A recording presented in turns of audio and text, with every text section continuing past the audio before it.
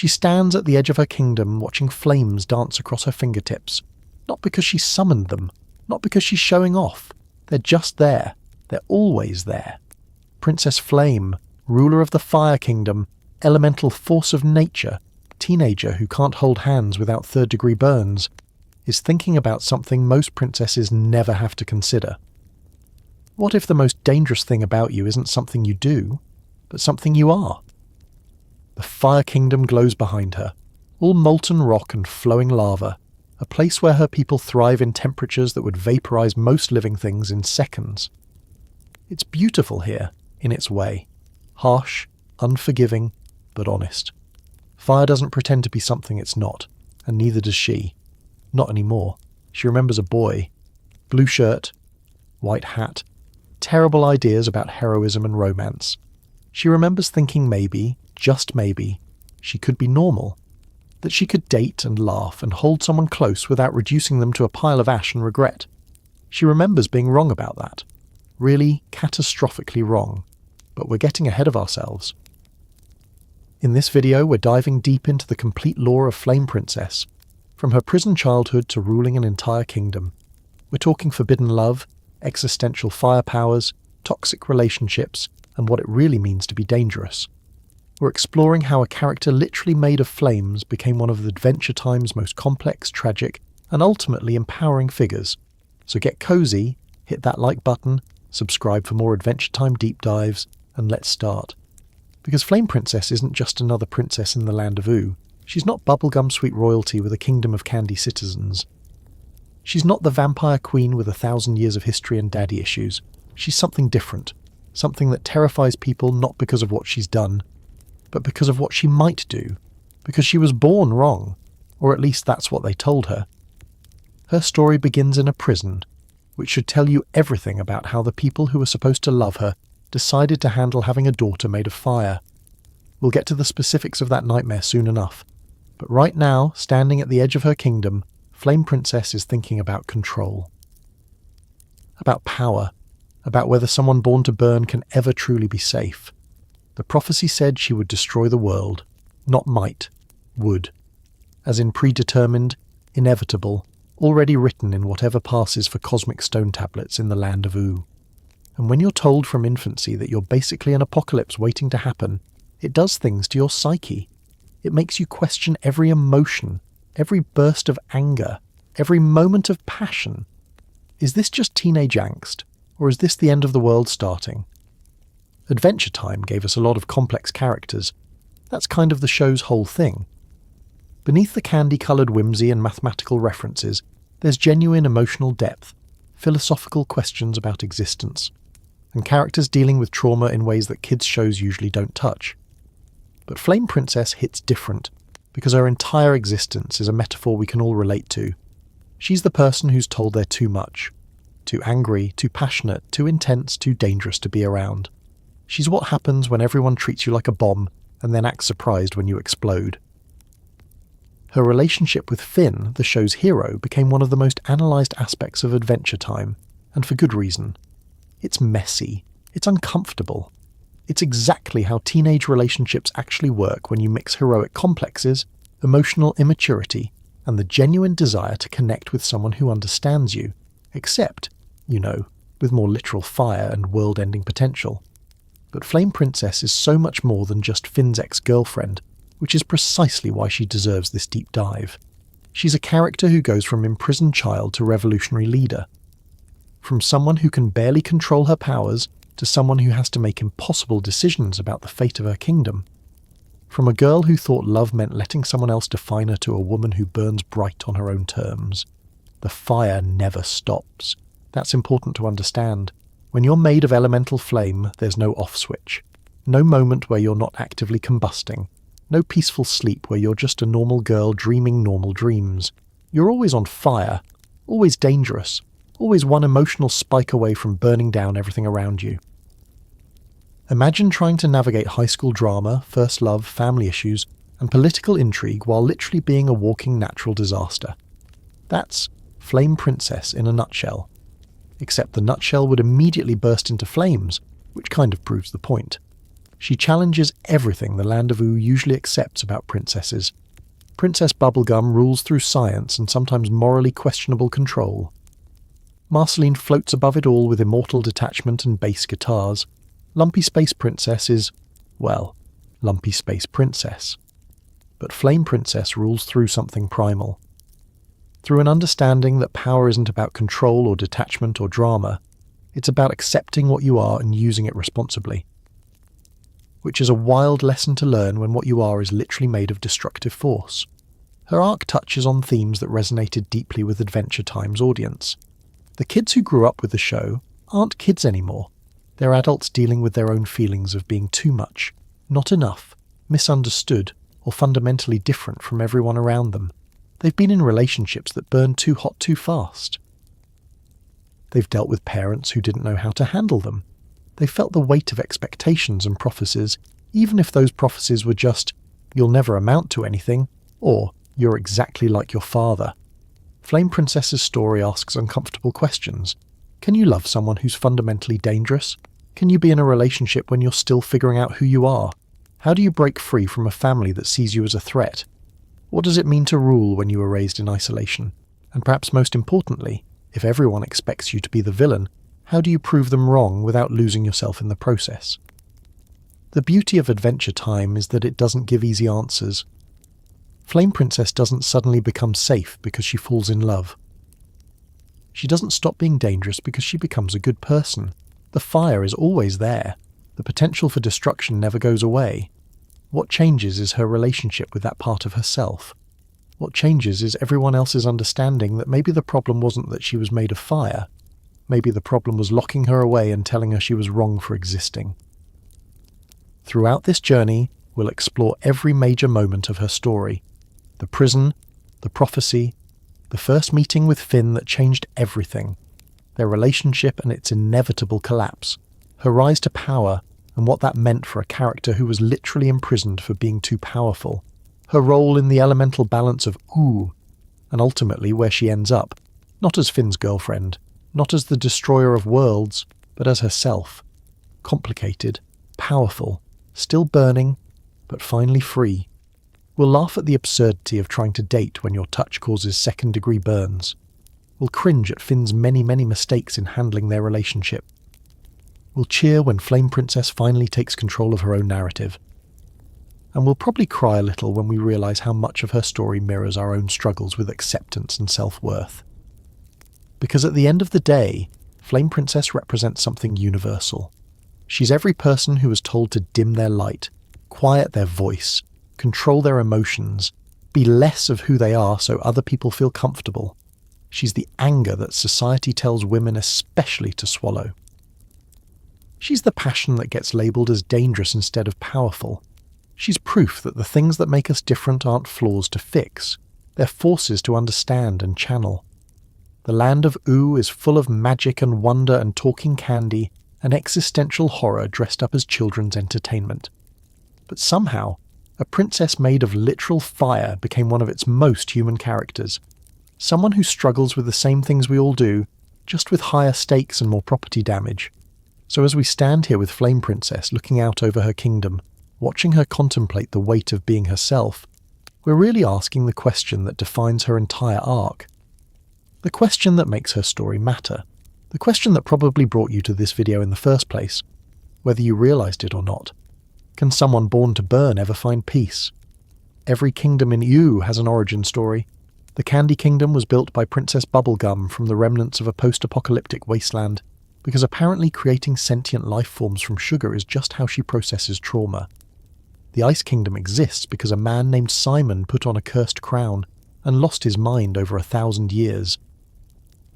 Lumpy Space floats somewhere between dimensions because even reality didn't know what to do with it.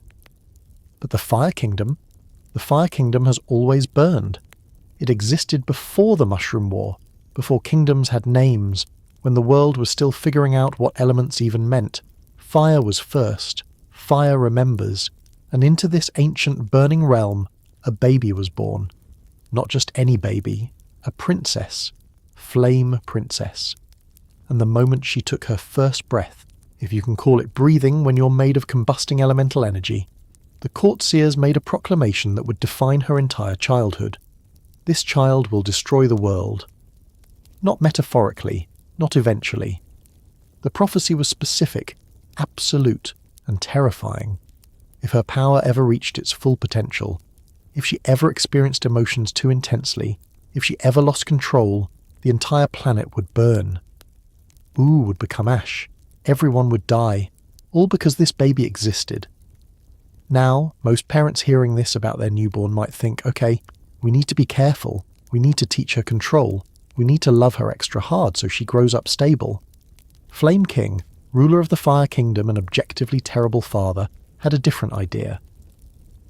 He looked at his infant daughter, this tiny being who couldn't even control her own flames yet, and decided the best solution was to lock her in a lamp. Not a room, not a tower, a lamp. Like she was a genie, except instead of granting wishes, she was just a child who needed parents and got a glass prison instead. Let that sink in for a moment. Your daughter is born. Someone says she might be dangerous, so you imprison her. Not when she does something wrong. Not after she shows signs of instability. Immediately, preemptively, from infancy, because of what she might become. It's profiling taken to its darkest extreme. It's every awful thing parents do when they're more afraid of their children than they are for them. The lamp became her entire world. Glass walls containing fire, containing her. She could see out. Barely. Could watch shadows of the Fire Kingdom moving beyond her prison. Could hear muffled sounds of life happening to everyone except her. But she couldn't participate. Couldn't learn. Couldn't grow except in the most literal sense. Just existed in isolation, developing whatever personality you can develop when your only companion is your own reflection in glass walls and the fear everyone has of you. Flame King told everyone it was for the greater good, that he was protecting Ooh, protecting his kingdom, making the hard choice that a true ruler must make. He probably even believed it. But here's what actually happened. A father chose fear over love, control over trust, and imprisonment over parenting. He took a prophecy, which in Adventure Time are notoriously unreliable and open to interpretation, and used it as an excuse to never have to deal with the complicated reality of raising a powerful daughter. The Fire Kingdom itself is a study in contradictions. It's one of the oldest elemental realms in Ooh, carved from volcanic rock and sustained by the eternal flame at its core. The architecture is all sharp angles and flowing lava, castles that would kill most visitors within seconds of entry. Fire elementals live here, beings of pure combustion who have their own hierarchy, their own politics, their own understanding of what it means to exist as living flame. They're not evil, they're not good, they're fire. They burn because that's what fire does. The culture values strength, intensity, and passion. Flame people don't do subtlety, they don't do passive-aggressive. When a fire elemental has a problem with you, you know about it because you're actively on fire. It's honest in a way that other kingdoms aren't. Princess Bubblegum plays political chess with people's lives. Flame King just throws you in a room and sees if you burn. There's something almost refreshing about that level of directness, even if the execution is literally execution sometimes. But despite this culture of intensity and power, they feared Flame Princess. Their own princess. The embodiment of everything they claimed to value. Pure, unrestrained elemental force. She should have been celebrated. Instead, she was hidden away like a shameful secret. The Fire People knew she existed. They knew their king had a daughter locked in a lamp somewhere in the castle, and they just accepted it. Because the prophecy said so. Because authority said so. Because fear is easier than fighting back, even in a kingdom built on flames. Flame King's rule itself deserves examination. He's a tyrant, but not in the cartoonish villain way. He genuinely believes he's doing the right thing. He sees his daughter as a threat, yes, but also as a tool. Keep her contained until you need her power, then use it for your own ends. It's the same logic Princess Bubblegum uses with her surveillance state, just more obviously abusive. Both rulers convince themselves that control equals safety, that fear-based leadership protects people, that the ends justify morally bankrupt means. The difference is Bubblegum at least tries to be benevolent. She builds hospitals and schools while she's monitoring your every move. Flame King just burns things and calls it governance. He rules through intimidation, through demonstrations of power, through reminding everyone that he controls the eternal flame and could end them all if he wanted.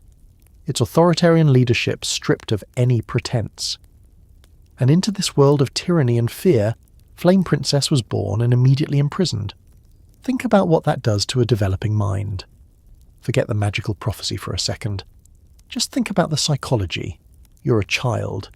You don't understand why you're alone, why you can't touch anyone, why your father visits occasionally to check if you're still contained but never to ask how you're feeling. You don't have friends. You don't have teachers. You don't have anyone explaining the world beyond your glass prison. You just have silence, isolation, and the growing understanding that something about you is fundamentally wrong. Flame Princess didn't get to learn social cues, didn't get to experience emotions in healthy ways, didn't get to make mistakes and recover from them like normal children do. Every feeling she had was experienced alone, with no context for whether what she felt was normal or apocalyptic. Anger could be world-ending. Joy might destroy everything. So she learned to suppress, to contain, to be as small as possible inside her already tiny prison. She learned that existing was dangerous, that she was the problem, that everyone would be safer if she just didn't feel anything at all. The evil forest became her next prison when she got too powerful for the lamp, not a reward for good behaviour. Not a step toward freedom, just a bigger cage. The evil forest is exactly what it sounds like, a dark, twisted place where dangerous things get dumped and forgotten. It's the Fire Kingdom's landfill for problems they don't want to deal with, and that's where they put their princess, surrounded by actual monsters and twisted creatures, but somehow she was considered the most dangerous thing there. She had a cage within the evil forest, bars made of special material that could contain elemental fire, guards who watched from a distance, ready to sound the alarm if she did anything remotely concerning. No enrichment, no education, no hope of ever leaving. Just existence in slightly more space than before.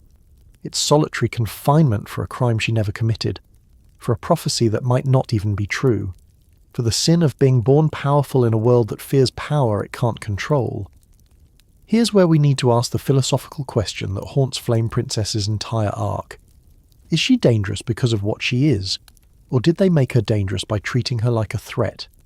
It's nature versus nurture played out with literal fire. Did the prophecy predict her inevitable destructive nature, or did it create a self-fulfilling prophecy by ensuring she'd grow up traumatized, isolated, and convinced she was a monster? Because here's the thing about prophecies in Adventure Time. They're usually wrong, or at least misinterpreted. The Lich was supposed to be unstoppable, but Finn stops him multiple times.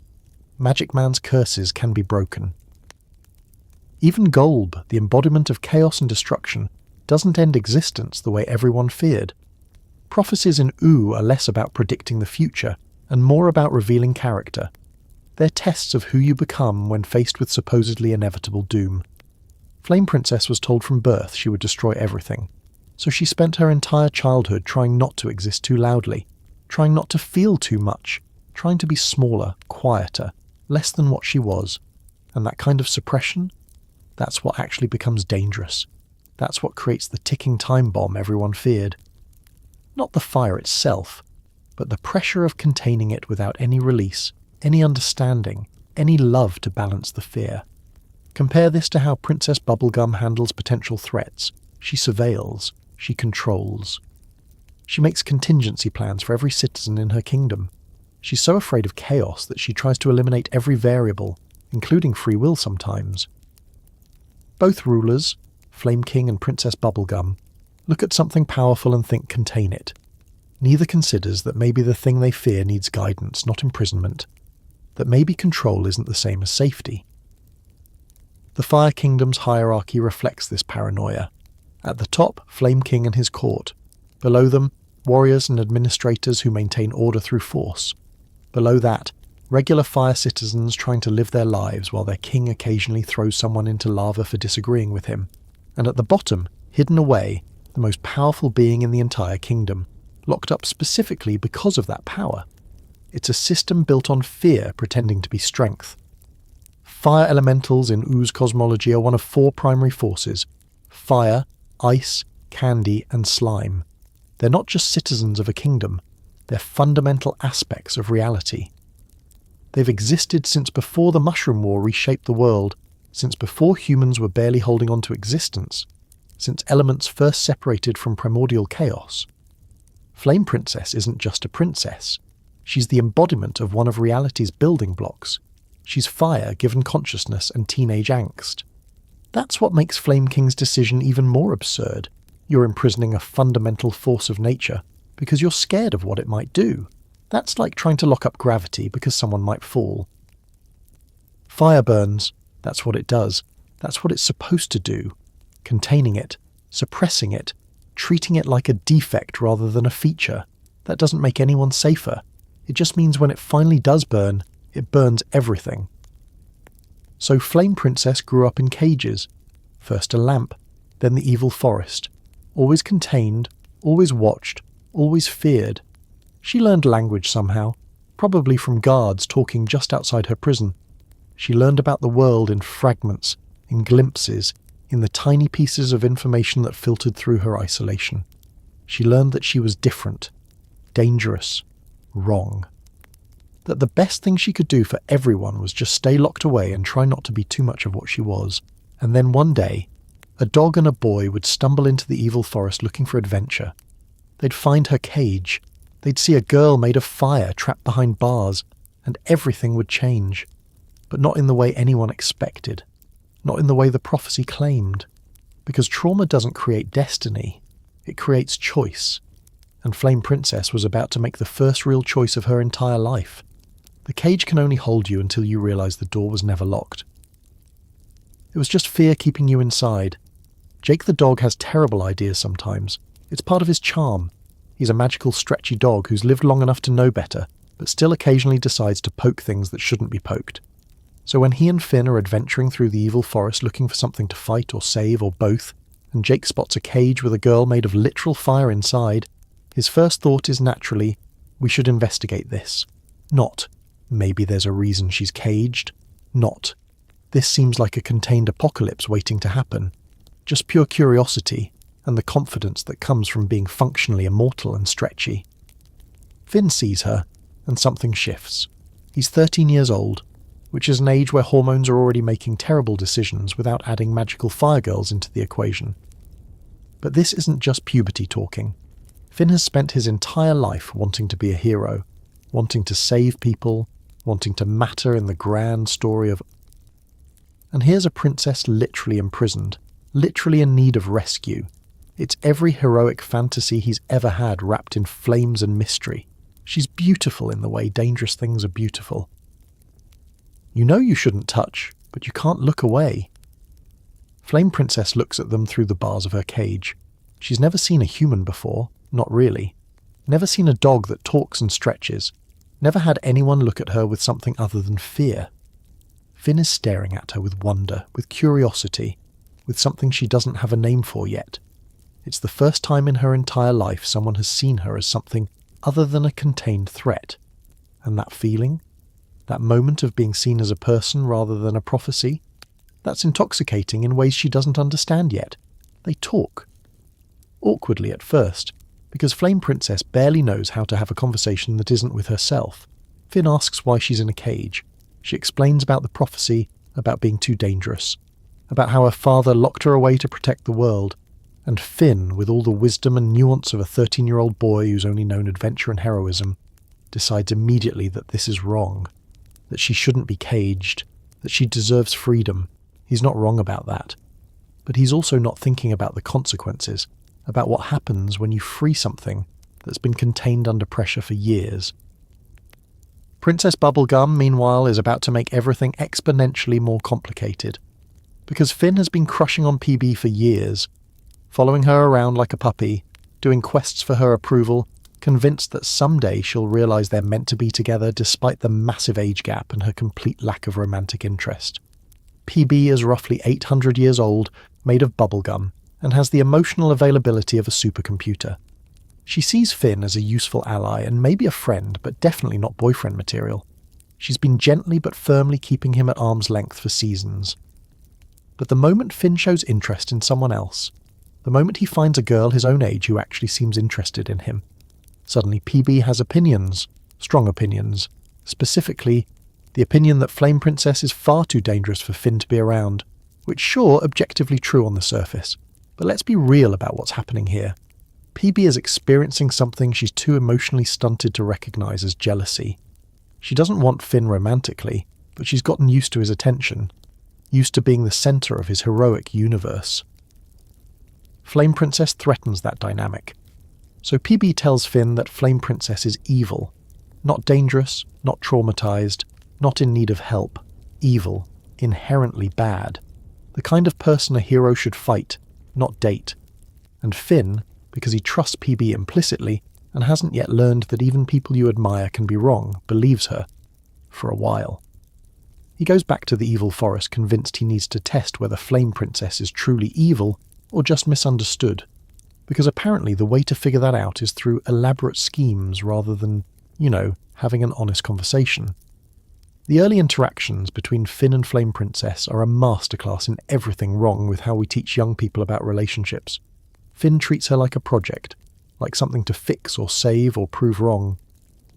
He's fascinated by her, definitely attracted to her, but he's also viewing her through the lens of his hero complex. She's not fully human to him yet. She's a quest, a challenge, a way to prove that he's mature enough, heroic enough, special enough to handle something everyone says is impossible.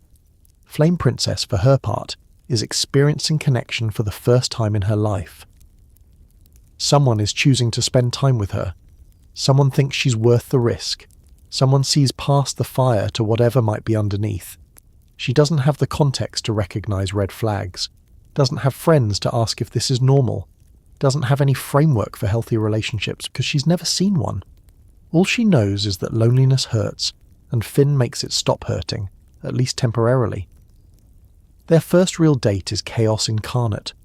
Finn tries to create scenarios where they can hang out without her burning down the forest or incinerating him.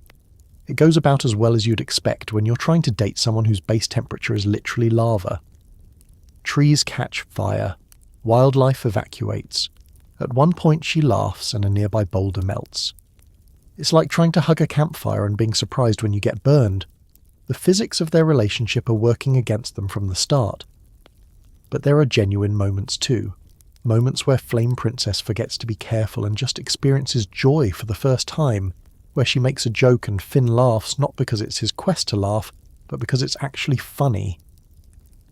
Where they sit together in the only spot that's fire-resistant enough for both of them to occupy, and she tells him what it was like growing up in a lamp, and he tells her about being abandoned in the woods as a baby and raised by dogs. They're both orphans, in their way, both trying to figure out who they're supposed to be when everyone has opinions about what they should be. Finn decides she needs to be freed from the cage permanently, not because she asks, not because they've established she can control her powers, but because the hero in his head says imprisoned princesses should be freed. He doesn't consult her father, which is probably smart given Flame King is a tyrant.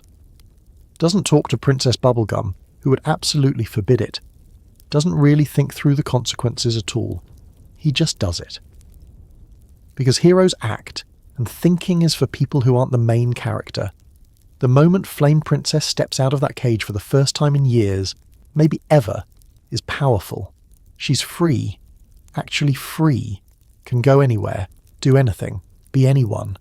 The bars that defined her entire existence are gone, and she's terrified, because freedom is overwhelming when you've only known containment. The world is huge and full of things she doesn't understand, people who will fear her, choices she's never had to make. Prison was horrible, but it was also simple. Now everything is complicated and possible and terrifying. She immediately starts burning things, not because she's evil, not because the prophecy is coming true, but because she doesn't know how not to. Control is a learned skill. You don't develop it in isolation. You develop it through practice, through making mistakes in safe environments, through having people teach you boundaries and consequences. Flame Princess never got that. She got suppression and fear. So when the suppression is suddenly gone, so is any semblance of control. She's a wildfire with consciousness, and Finn is standing in the middle of it acting surprised that fire spreads. Princess Bubblegum shows up to contain the situation, because of course she does. She's monitored the Fire Kingdom for centuries, has contingency plans for this exact scenario. She tries to put Flame Princess back in the cage. tells Finn this is exactly why she's too dangerous, and Finn, caught between the girl he's crushing on and the woman he's admired for years, has to make a choice. Trust PB's assessment, or trust his own experience of Flame Princess as someone scared and confused rather than evil? He chooses Flame Princess. Kind of. He argues with PB about it, which for Finn is huge because he never contradicts her. But his defence isn't she deserves freedom, or she's a person with rights. It's I can handle her, like she's a pet. Like his ability to manage her fire makes it okay. He's still not seeing her as fully autonomous, still viewing their relationship through the lens of his heroism rather than her humanity. But it's progress, in the messy way that teenage growth is always messy. The compromise they reach is complicated. Flame Princess won't go back to the Fire Kingdom immediately, but she needs to learn control, needs to prove she's not the world-ending threat everyone fears. And Finn volunteers to help with that, because of course he does. It's not mentorship, it's not healthy boundaries.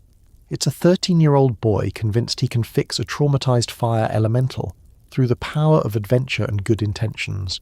Their relationship develops from there in fits and starts. Finn takes her on quests. Teaches her about the Candy Kingdom and the Ice Kingdom and all the weird territories of Ooh. Shows her movies, which she watches with intense focus because she's never seen stories told that way before. Takes her to meet his friends, who are predictably terrified of her until they realise she's just awkward and trying really hard not to burn anyone. Jake becomes a weird dog-uncle figure, giving terrible relationship advice but at least trying to help. BMO treats her like any other friend, which is refreshing because BMO doesn't really understand fear. Flame Princess starts to experience the world, music that isn't just crackling fire. Food, which she can't eat but finds fascinating anyway. Jokes and sarcasm and the complicated social dynamics of friend groups. She's learning everything most people learn gradually throughout childhood, in compressed, overwhelming chunks, and she's doing it while trying to maintain a relationship with a boy who definitely likes her, but also definitely has no idea how to date someone without treating it like a heroic quest. The power dynamic is impossible to ignore. Finn has been outside, has friends, knowledge, context for how the world works. He's teaching her, which puts him in a position of authority whether he wants it or not.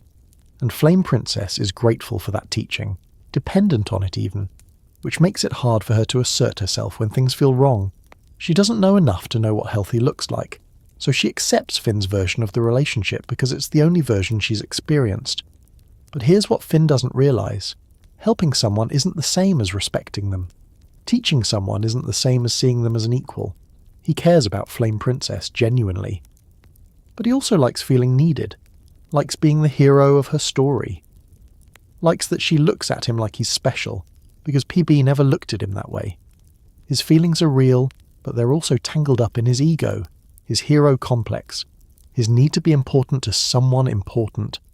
And Flame Princess, she's falling for him because he's the first person who didn't treat her like a bomb, because he makes her laugh, because when she's with him, she forgets to be afraid of herself for a few minutes. That's real too. But it's also built on a foundation of isolation and desperation, and not knowing what else is possible. She doesn't have other options, doesn't have other experiences to compare this to. So she thinks what they have is love, because she doesn't know what else to call this feeling of being less alone.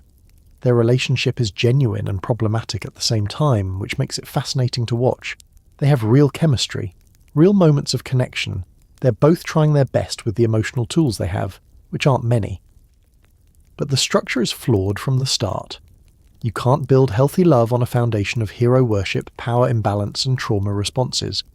You can build something, sure, but it's going to collapse eventually. Sometimes the most dangerous thing isn't the fire. It's convincing yourself you can control it. Dating is complicated enough when you're a normal teenager. You're figuring out who you are, what you want, how to communicate feelings you barely understand yourself. Now imagine doing all of that while also learning basic concepts like personal space and indoor voice, and please don't set the restaurant on fire when you get excited about dessert.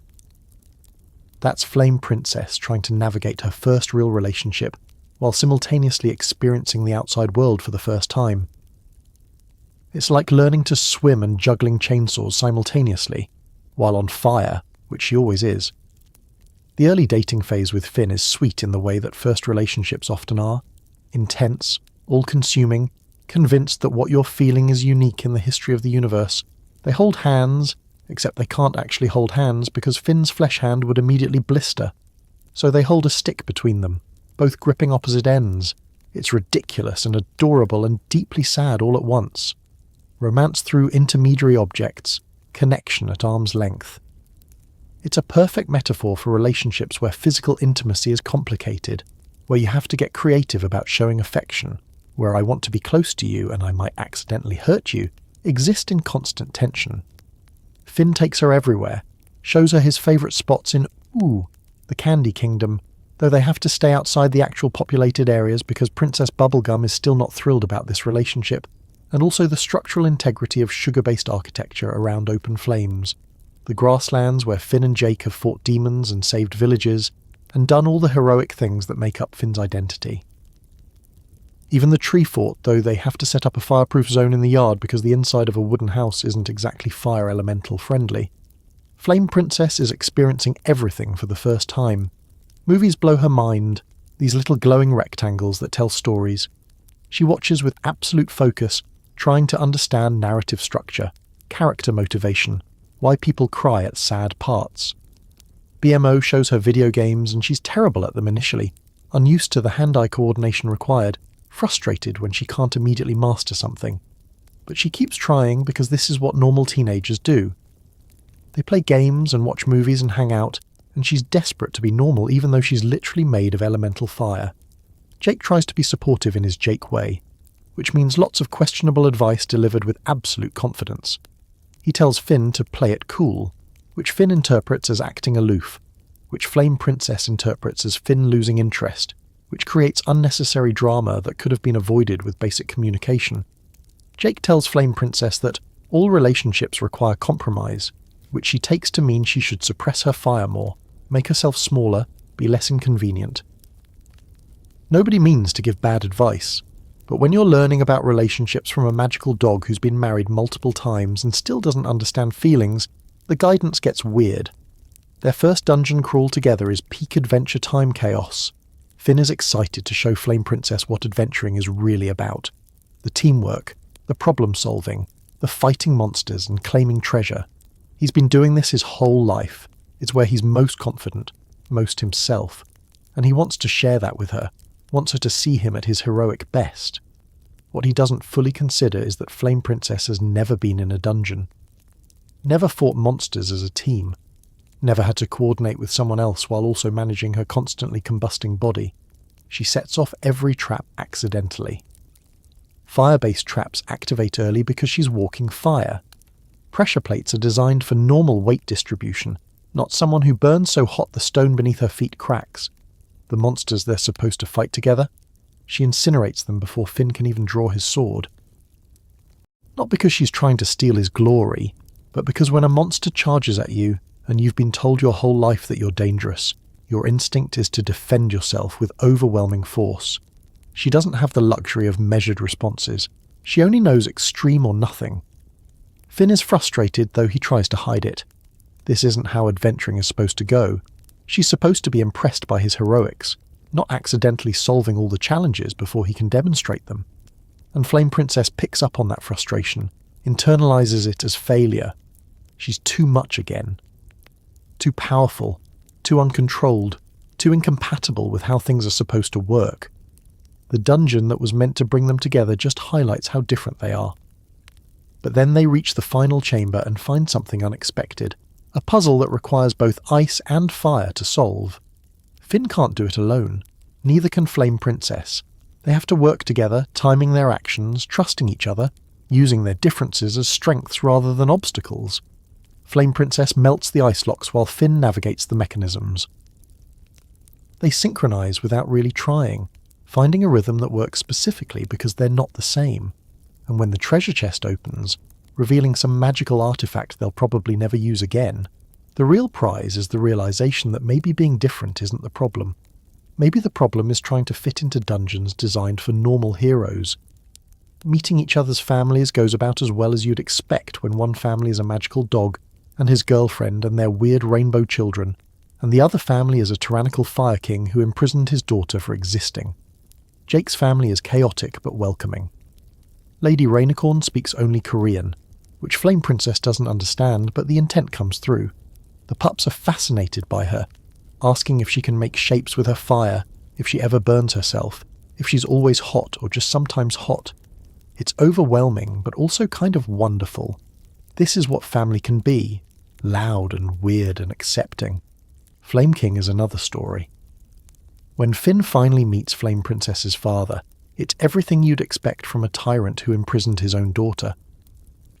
Flame King is immediately hostile to Finn, seeing him as weak, seeing the relationship as beneath his daughter, not because he wants better for her out of love, but because allowing her to date a human feels like losing control.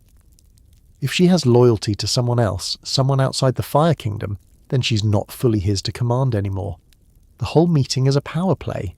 Flame King trying to intimidate Finn while also subtly putting down his daughter at every opportunity.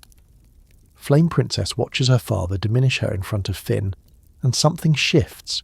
She spent her whole life internalizing his judgment, believing that his fear of her means she's fundamentally flawed.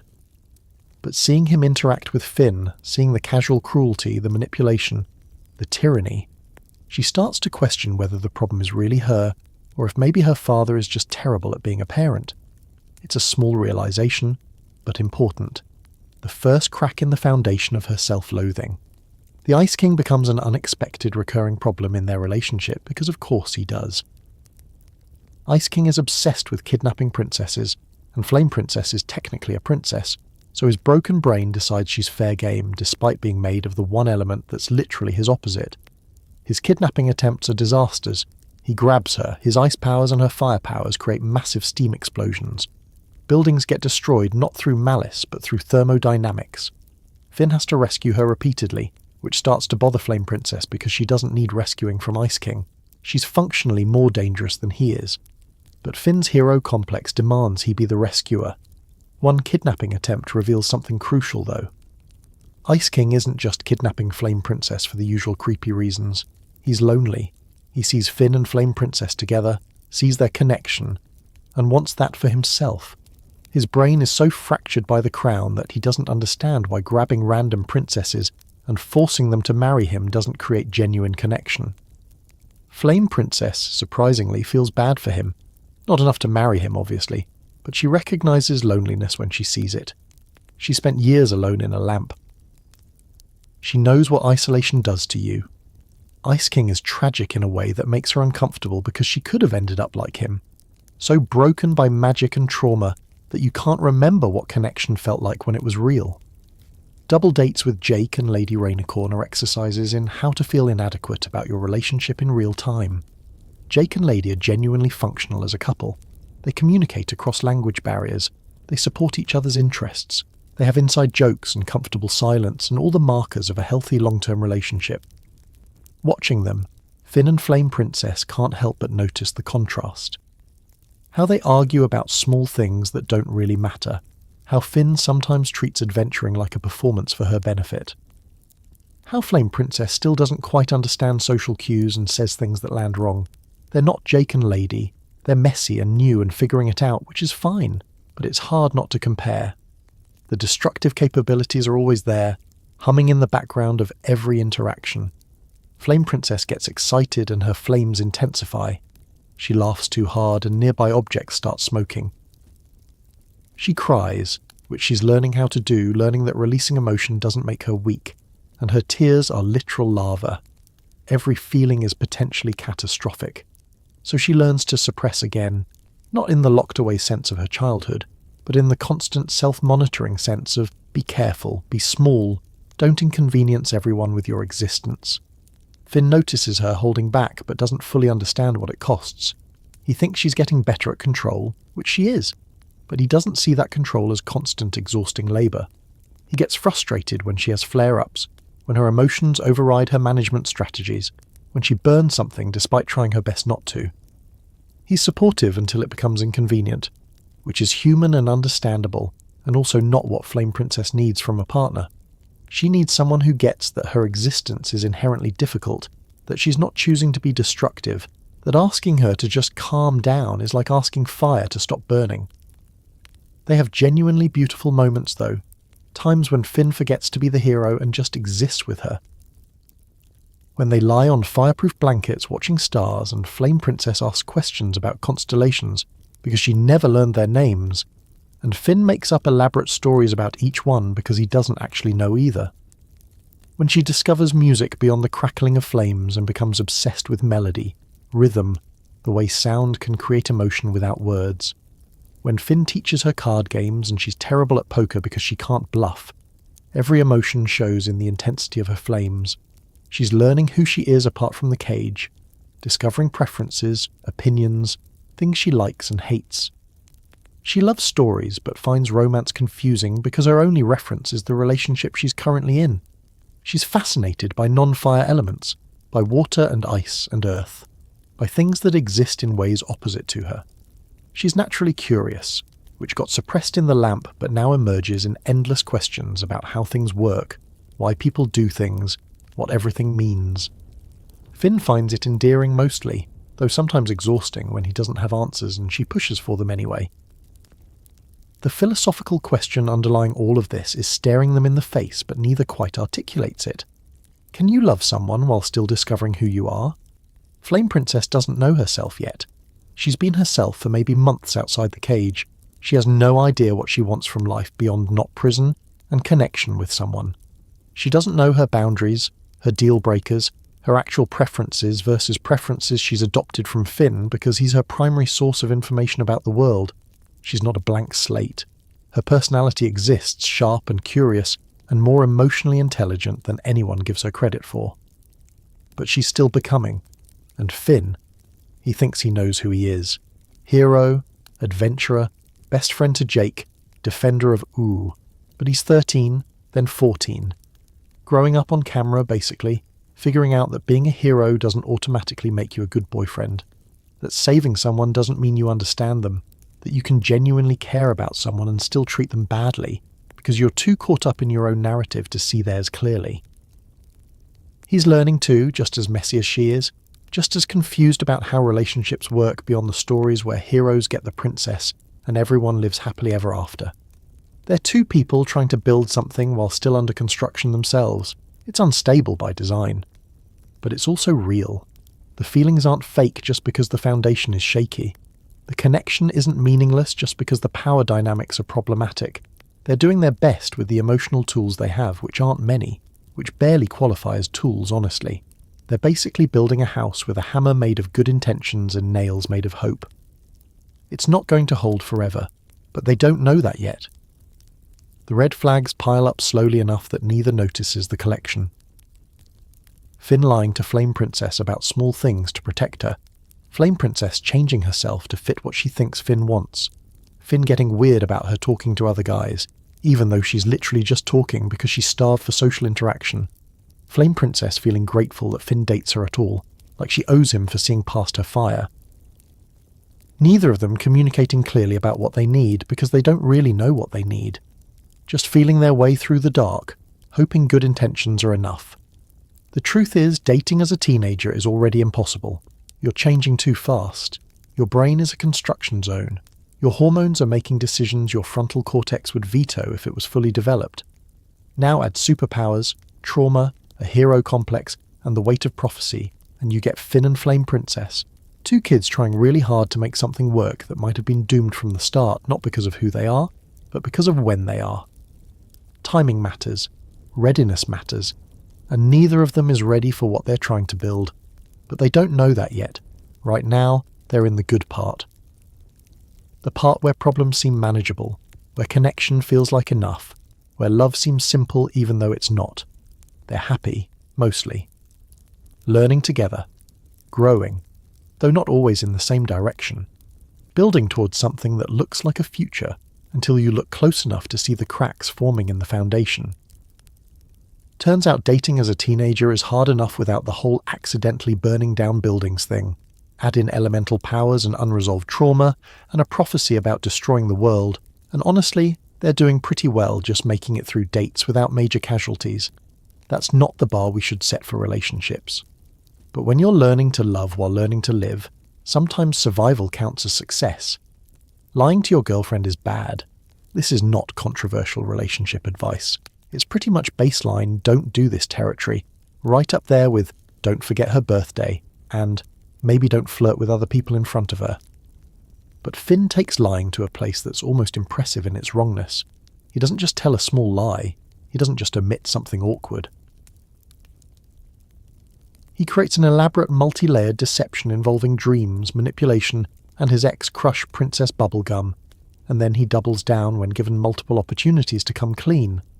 It's a masterclass in how to detonate a relationship from the inside. Here's what happens. Finn and Flame Princess go on a dungeon crawl to the Vault of Bones. It's supposed to be a fun couple's adventure, the kind of thing they do to bond. Fight some skeletons, solve some puzzles, maybe find treasure. Definitely don't confront the fundamental dishonesty underlying your entire relationship. Except, Flame Princess finds letters.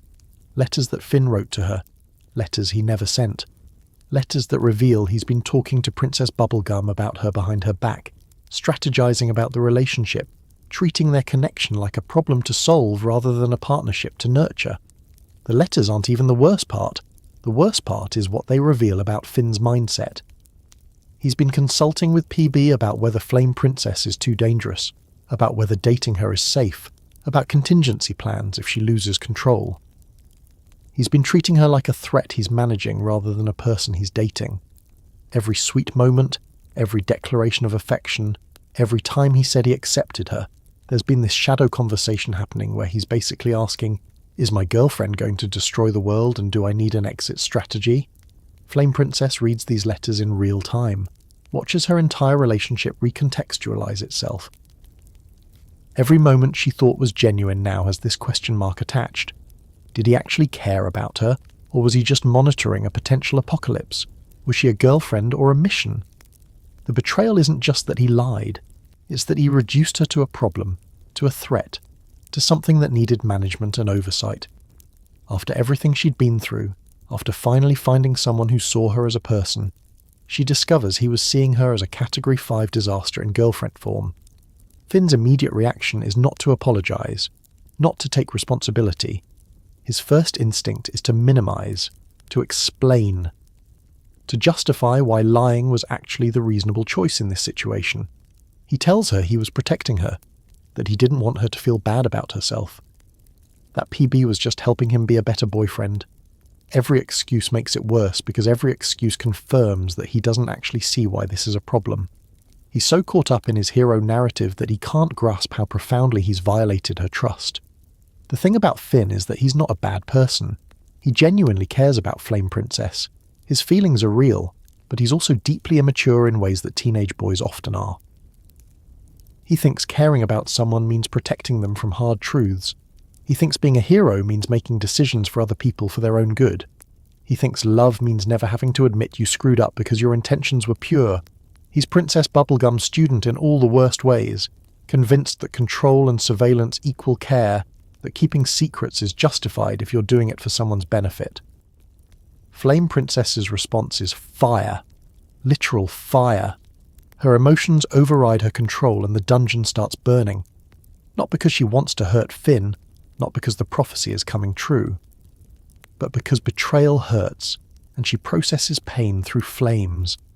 Every feeling she's suppressed, every moment she made herself smaller, every time she swallowed anger or hurt to be more manageable, it all comes out at once. She's incandescent with rage and heartbreak, and for once she's not apologizing for it. For once she's letting herself be exactly as destructive as she feels. Finn tries to calm her down, which is exactly the wrong move. Telling someone who's justifiably angry that they need to calm down has never once in human history been effective. She doesn't need to calm down. She needs him to understand what he's done. Needs him to acknowledge that lying wasn't protective or heroic. It was cowardice dressed up in good intentions. But Finn is still in hero mode, still trying to fix the situation through action rather than accountability. He's trying to save her from her own emotions instead of just listening to why she has them. The dungeon collapses around them.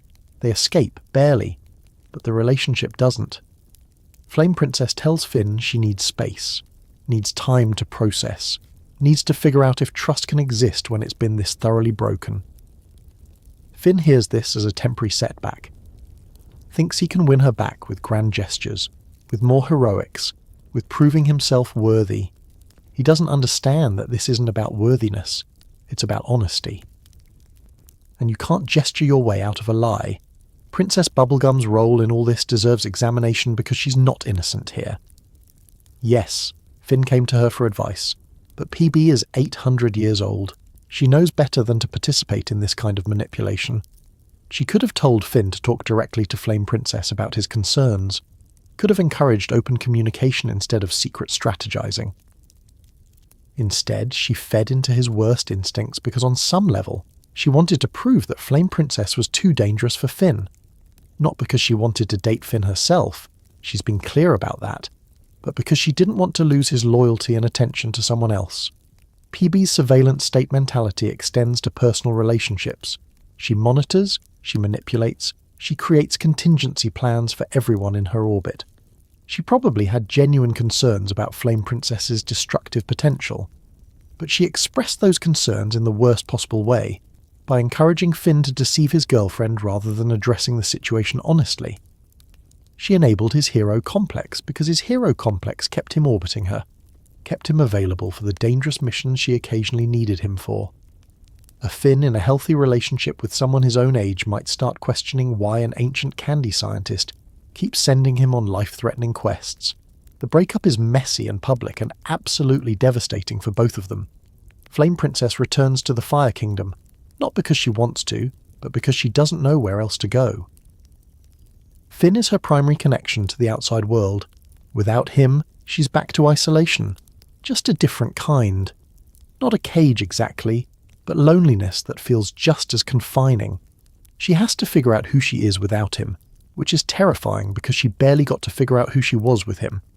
Finn spirals in his own way.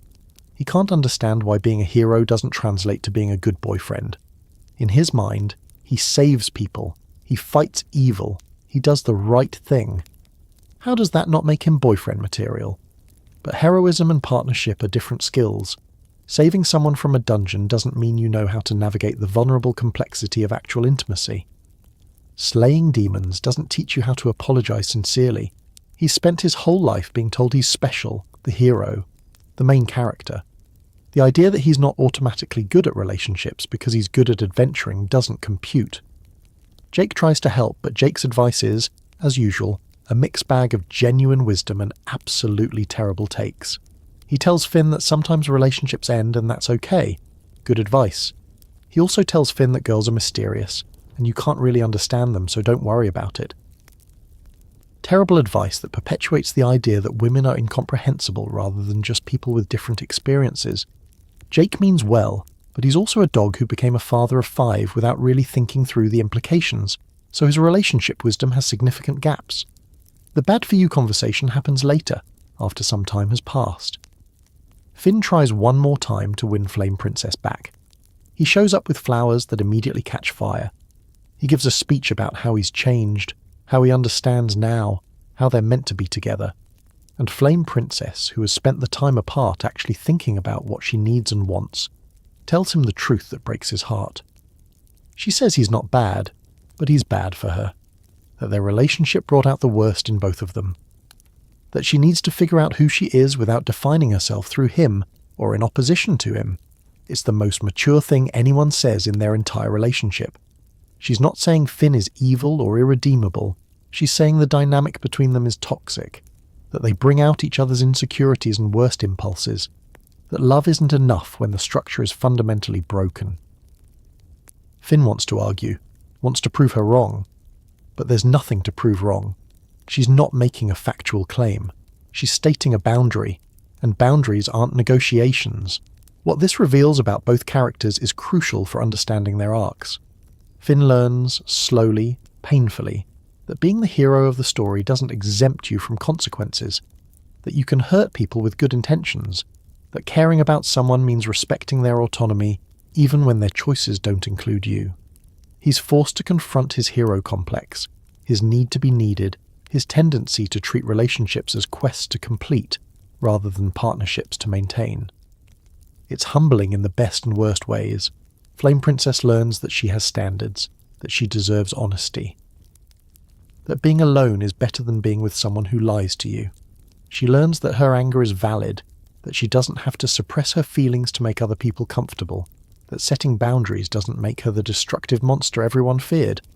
She learns that the cage was wrong, but dependence on the person who freed you is its own kind of cage. She needs to save herself, needs to define herself.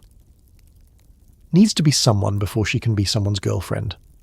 The philosophical core of this entire arc is about trust as foundation. You can build a house on sand and it'll look fine for a while. But when the storm comes, and the storm always comes, structures without solid foundations collapse. Finn and Flame Princess built their relationship on attraction, on loneliness, on the rush of first love. But they didn't build it on trust. And without trust, everything else is just decoration on a condemned building. Finn's lies didn't destroy something stable. They revealed that stability was never there. There's also the question of whether young love can survive deception, and Adventure Time suggests the answer is usually no, and that's okay. Not every relationship is meant to last forever.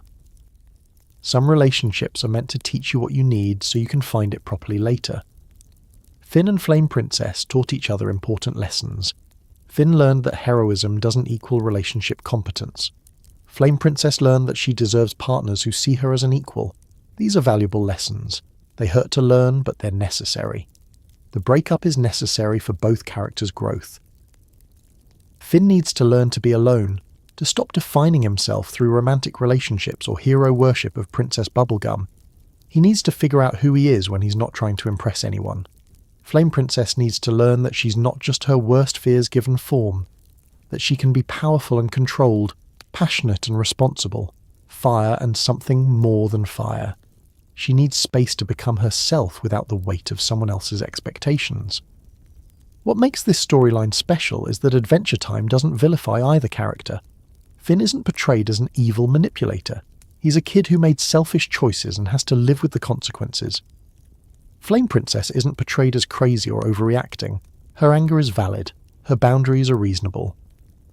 The show trusts its audience to understand that both people can be sympathetic even when the relationship is wrong.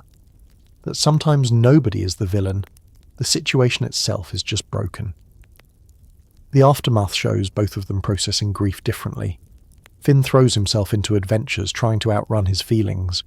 Flame Princess returns to the Fire Kingdom and starts asking questions about her father's rule, about why she was imprisoned, about what she wants for herself and her people.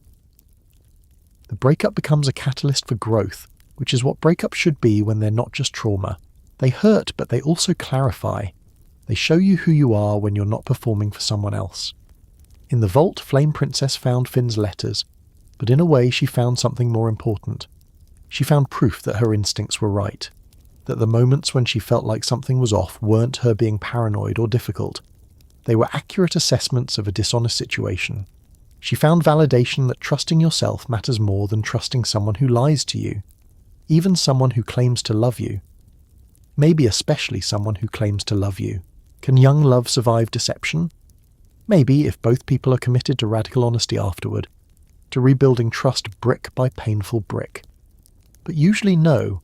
Usually the deception reveals something fundamental about how the deceiver sees the relationship, and that foundation can't be repaired.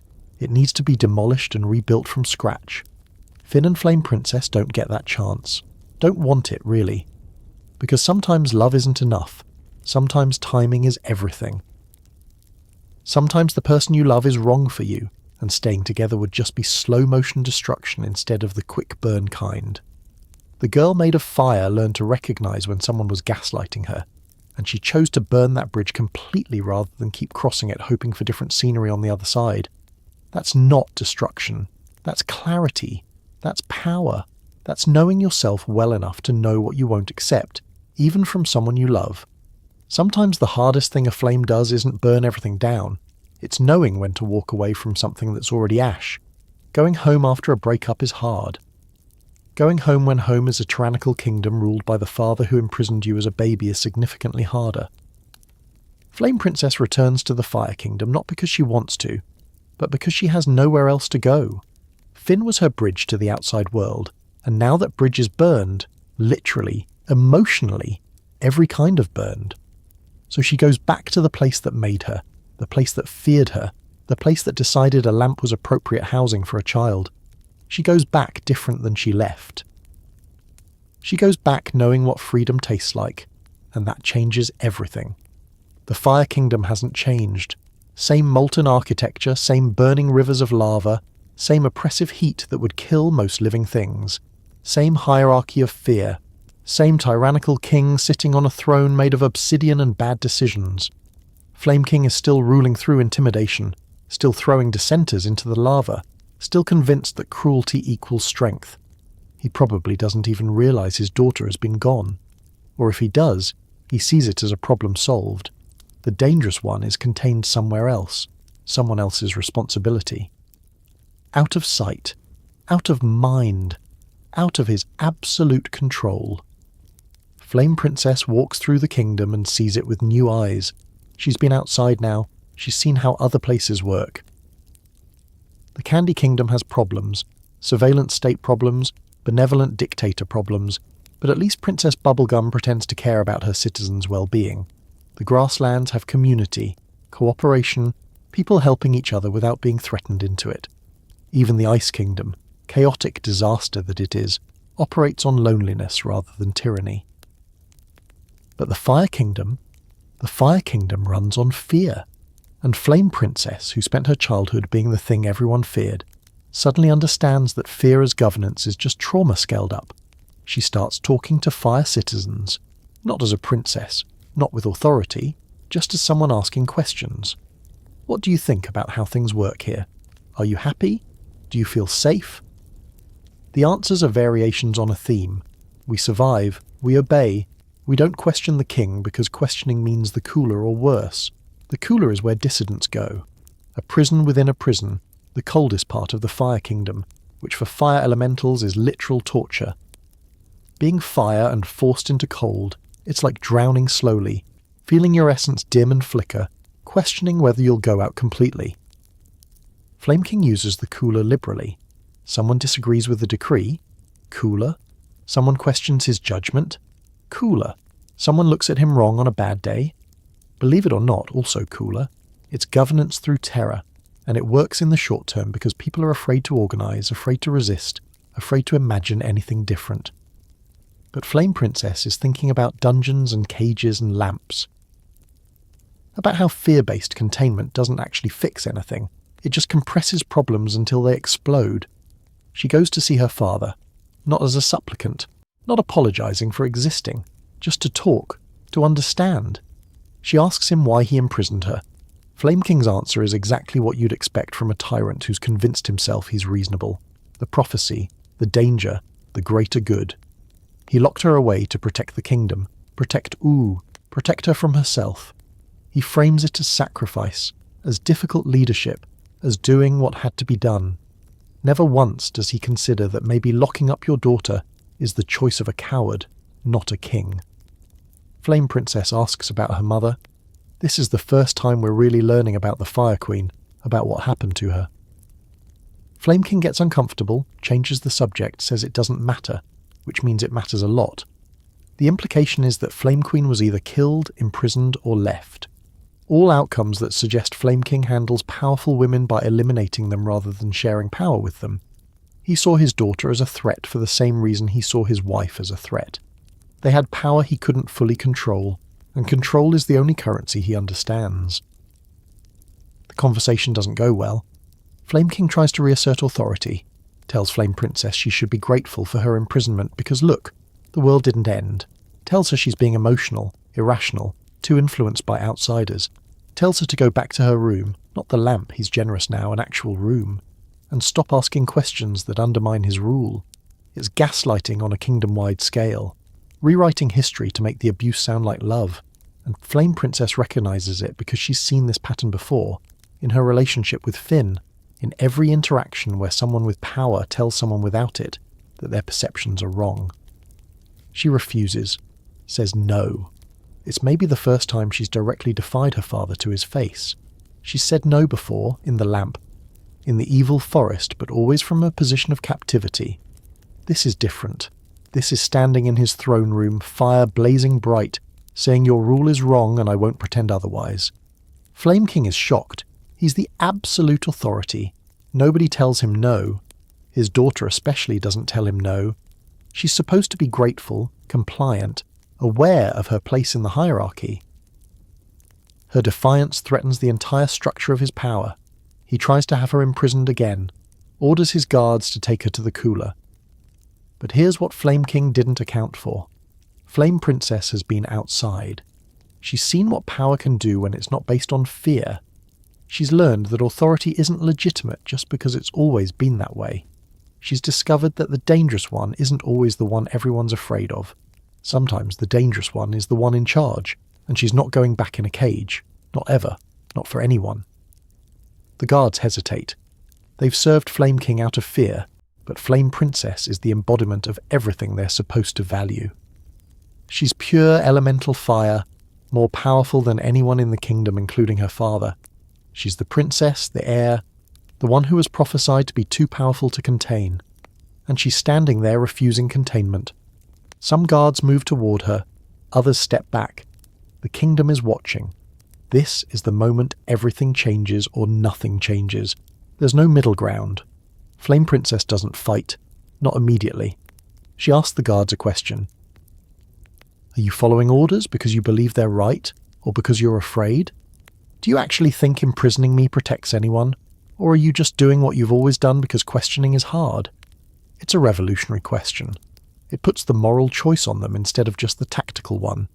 And guards, fire elementals who've spent their lives following orders without questioning them, have to decide who they are in this moment. Some side with Flame King, loyalty to authority, to tradition, to the way things have always been. But others, enough others, step aside. They don't actively help Flame Princess, but they don't stop her either. They create space for revolution through inaction. It's not a battle, it's a shift in consensus. The realization spreading through the room that maybe the king who imprisoned his own infant daughter doesn't actually deserve their loyalty. Maybe power should come from something other than fear. Flame King is losing control and he knows it. So he does what tyrants do when their authority is questioned. He escalates. He calls Flame Princess a traitor, a threat, everything the prophecy warned about. He says she'll destroy the kingdom just like the seers predicted. He tries to make her defiance proof that he was right to cage her. But his panic undermines his argument. If he was right, if she was truly the uncontrollable threat he claimed, then she would have destroyed everything already. Instead, she's standing there asking for accountability. Those are not the actions of a mindless destructive force. Those are the actions of someone who wants better governance. The revolution happens quickly once it starts. Other citizens, emboldened by the guards who stepped aside, begin voicing their own grievances. Years of oppression, of living in fear, of watching friends and family thrown into the cooler for minor infractions. It all comes out at once. Flame King tries to suppress it, but you can't suppress a fire uprising when everyone is already on fire. The metaphor is a little on the nose, but it works. The people who are supposed to fear the dangerous princess realize she's less dangerous than the paranoid tyrant who's been ruling them. Flame Princess doesn't want to kill her father. This is important. She could. She's more powerful than he is. But she remembers what Finn taught her about heroism, about taking the hard path, about being better than your worst impulses. She remembers what Breakup taught her about cycles of violence and choosing differently. So instead of destroying Flame King, she does something worse. She deposes him, takes his crown, sends him to the cooler. Let him experience the cold prison he used to control everyone else. Let him understand what he inflicted on his own daughter, but with the time limit and eventual release she never got. Taking the throne is the easy part. Ruling is exponentially harder. Flame Princess is a teenager. She was imprisoned for most of her life. She has almost no experience with governance, with policy, with the million small decisions that running a kingdom requires. She knows what she doesn't want. Tyranny, fear-based leadership, cruelty disguised as strength. But knowing what you're against doesn't automatically tell you what you're for. She has to figure that out in real time, with an entire kingdom watching, with fire citizens expecting her to be either her father or his opposite when she's trying to be neither. Her first decisions define her leadership style. She opens the cooler, releases the political prisoners her father threw in there. Some have been imprisoned for years. They emerge weak, diminished, barely able to maintain their flames. It takes time for them to recover, to remember what it felt like to burn bright without fear. Flame Princess creates rehabilitation programs, which is wild because imagine being a fire elemental princess inventing the concept of restorative justice after overthrowing your tyrannical father. She's making it up as she goes, but it works because it comes from genuine care rather than political calculation. She reforms the guard. No more arbitrary imprisonment. No more following orders without questioning their morality. She institutes accountability measures, ways for citizens to report abuse without fear of retaliation. She's building systems that don't require a benevolent dictator to function. Systems that work regardless of who's wearing the crown. It's idealistic. It's ambitious. It's definitely going to have implementation problems. But it's better than what came before, and sometimes better is enough. The other princesses notice. Princess Bubblegum particularly notices because someone building functional democratic systems in Ooh is both fascinating and threatening to her surveillance state disguised as science project approach to governance. She visits the Fire Kingdom to observe, but really to assess whether Flame Princess is going to be an ally or a problem. The visit's awkward because Phoebe was instrumental in Finn's deception, and Flame Princess hasn't forgotten that. They're cordial, professional, but there's an understanding between them now. They're both rulers dealing with power, both making compromises, both trying to protect their kingdoms while wrestling with what protection actually means. Comparing leadership styles is instructive. Princess Bubblegum rules through control and contingency planning. She's 800 years old and has watched civilizations rise and fall. Her paranoia is earned but also excessive. She'll sacrifice individual freedom for collective security every time. Flame Princess comes from the opposite place. She was the one whose freedom was sacrificed, and she remembers what that cost.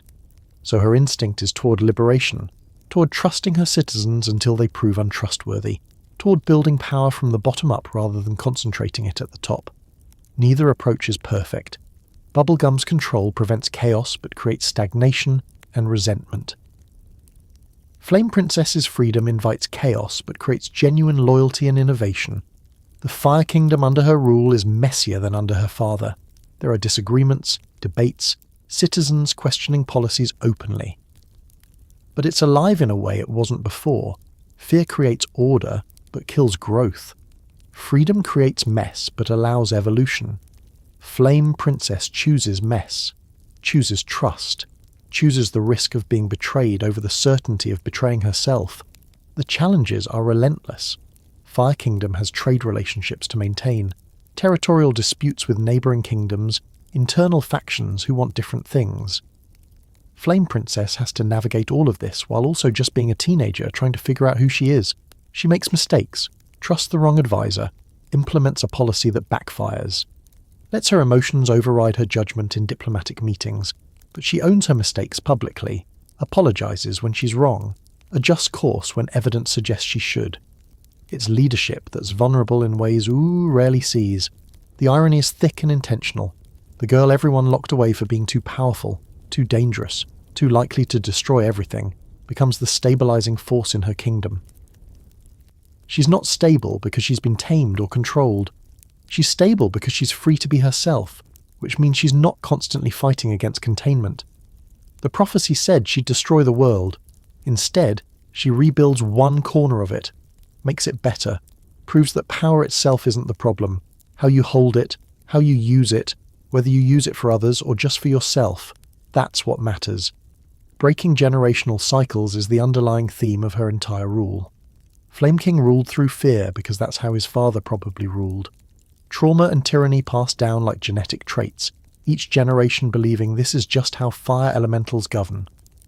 Flame Princess looks at that cycle and says no, says it ends with me, says my children, if I ever have children, which is a weird thing to think about when you're a teenage queen, will know love before they know fear, will know freedom before they know cages, will know that power is a responsibility, not a right.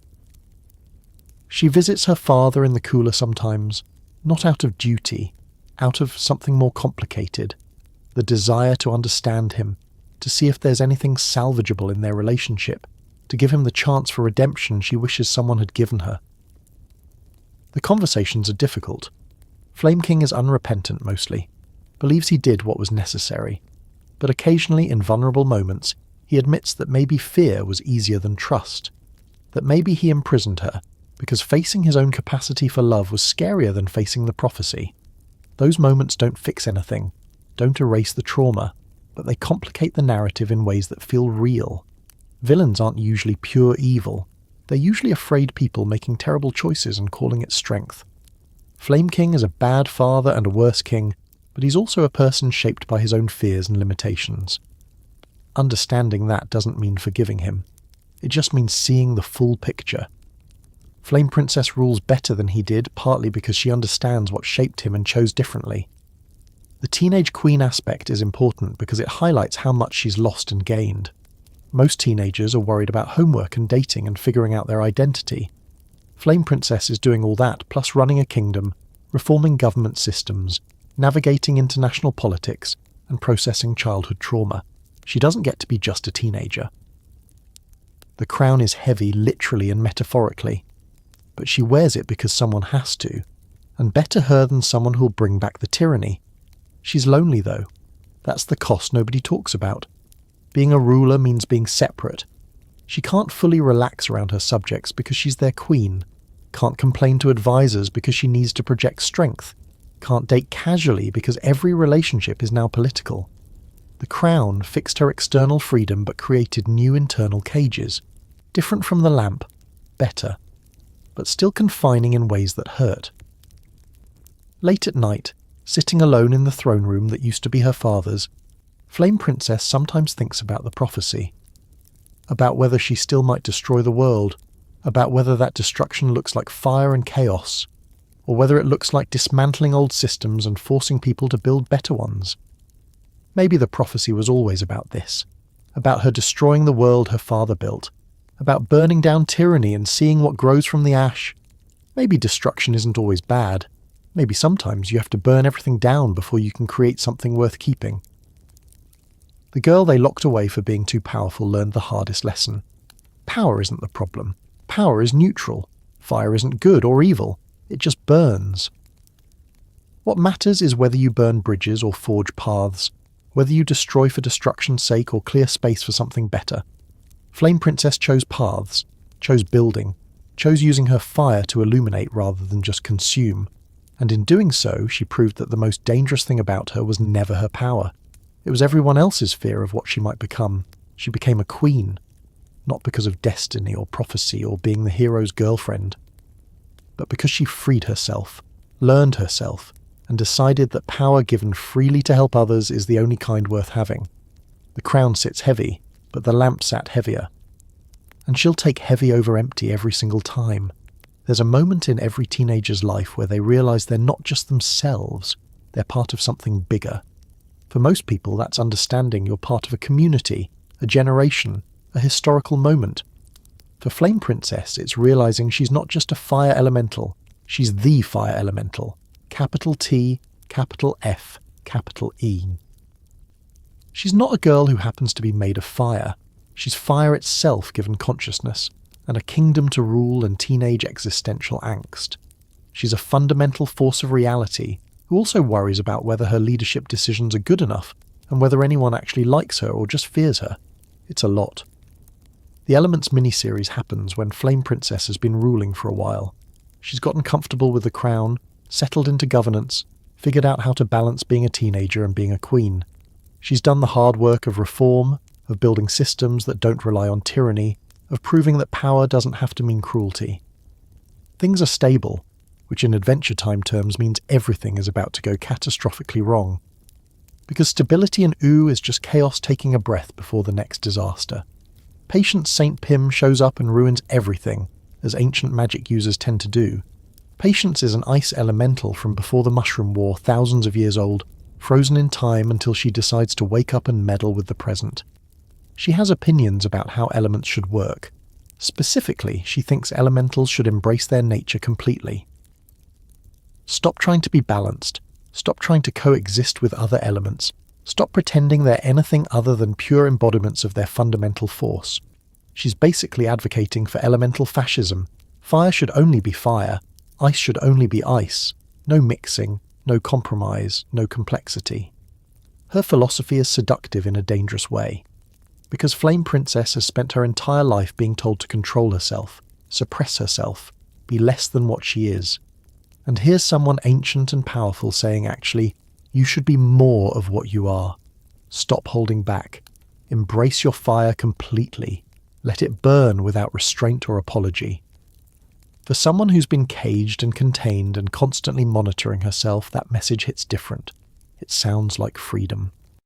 Like permission to finally be everything she's been afraid to be. Patience targets all 4 elementals: fire, ice, candy, and slime. She wants to amplify their powers, remove their human-like consciousness and complexity, turn them into pure elemental forces. Her plan is essentially to reset Ooh to a state where elements don't coexist, but dominate their territories absolutely. Fire Kingdom becomes only fire. Ice Kingdom becomes only ice. The Candy Kingdom becomes a sugary hive mind. The slime areas become primordial ooze. It's segregation on a cosmological scale. Everything in its place, nothing mixing, purity through separation. The transformation starts slowly. Flame Princess notices her powers intensifying. Her fire burns hotter without her trying. Her emotions translate more directly into flames. She's always been powerful, but this is different. This is power without the buffer of conscious choice. She's becoming less a person who controls fire and more fire that happens to have memories of being a person. The distinction matters. One is agency. The other is inevitability. Patience. St. Pim's influence works like a drug. At first it feels good. Flame Princess experiences her power without the constant, exhausting self-monitoring she's done her entire life. No more worrying about burning things accidentally. No more careful measuring of emotional responses. Just pure elemental force flowing through her. It's intoxicating. It's also terrifying because somewhere in the back of her mind that's getting quieter and quieter, she remembers this is exactly what the prophecy warned about. Uncontrolled fire. Destruction without intention. The end of everything. The other elementals are going through similar transformations. Princess Bubblegum becomes the candy elemental, spreading pink goop that converts everything to candy, that absorbs consciousness into a collective, that eliminates choice in favour of sweet unity. Ice King, surprisingly, is less affected because he's already corrupted by elemental magic. The crown has been turning him into ice for 1,000 years. Slime Princess, who most people forgot exists because slime is the least charismatic element, becomes a primordial ooze goddess. It's apocalyptic, but in the weirdly beautiful way Adventure Time does apocalypses. Colourful, surreal, terrifying, and fascinating in equal measure. The balance between 4 elements in Ooh is older than the Mushroom War, older than recorded history. Fire, ice, candy, and slime represent fundamental aspects of reality. Fire is transformation, energy, destruction that enables creation. Ice is preservation, stasis, the freezing of moments in time. Candy is community, sweetness, the connections that bind consciousness together. Slime is primordial chaos, the base material from which everything emerges. They're not good or evil, they're elemental. They exist in tension, each checking the others, creating balance through opposition. When that balance breaks, Ooh starts rewriting itself. Territories shift. The Fire Kingdom expands, consuming everything in flames. The Candy Kingdom spreads like infection, converting citizens into happy, mindless candy people. Ice creeps across the land. Slime bubbles up from underground. It's not war exactly. These aren't conscious armies fighting. It's more like natural forces competing for dominance, each element trying to remake reality in its image. And caught in the middle are all the people who aren't elementals, who are just trying to survive as their world transforms around them. Finn and Jake witness Flame Princess's transformation, and it's horrifying in a specific way. They know her. They've seen her struggle with control, watched her build herself into someone thoughtful and careful, and kind despite every reason not to be. And now that person is dissolving into pure elemental fire. She looks at them without recognition. speaks in statements about flame and burning and how everything should be fire. She's not evil. She's not even really angry.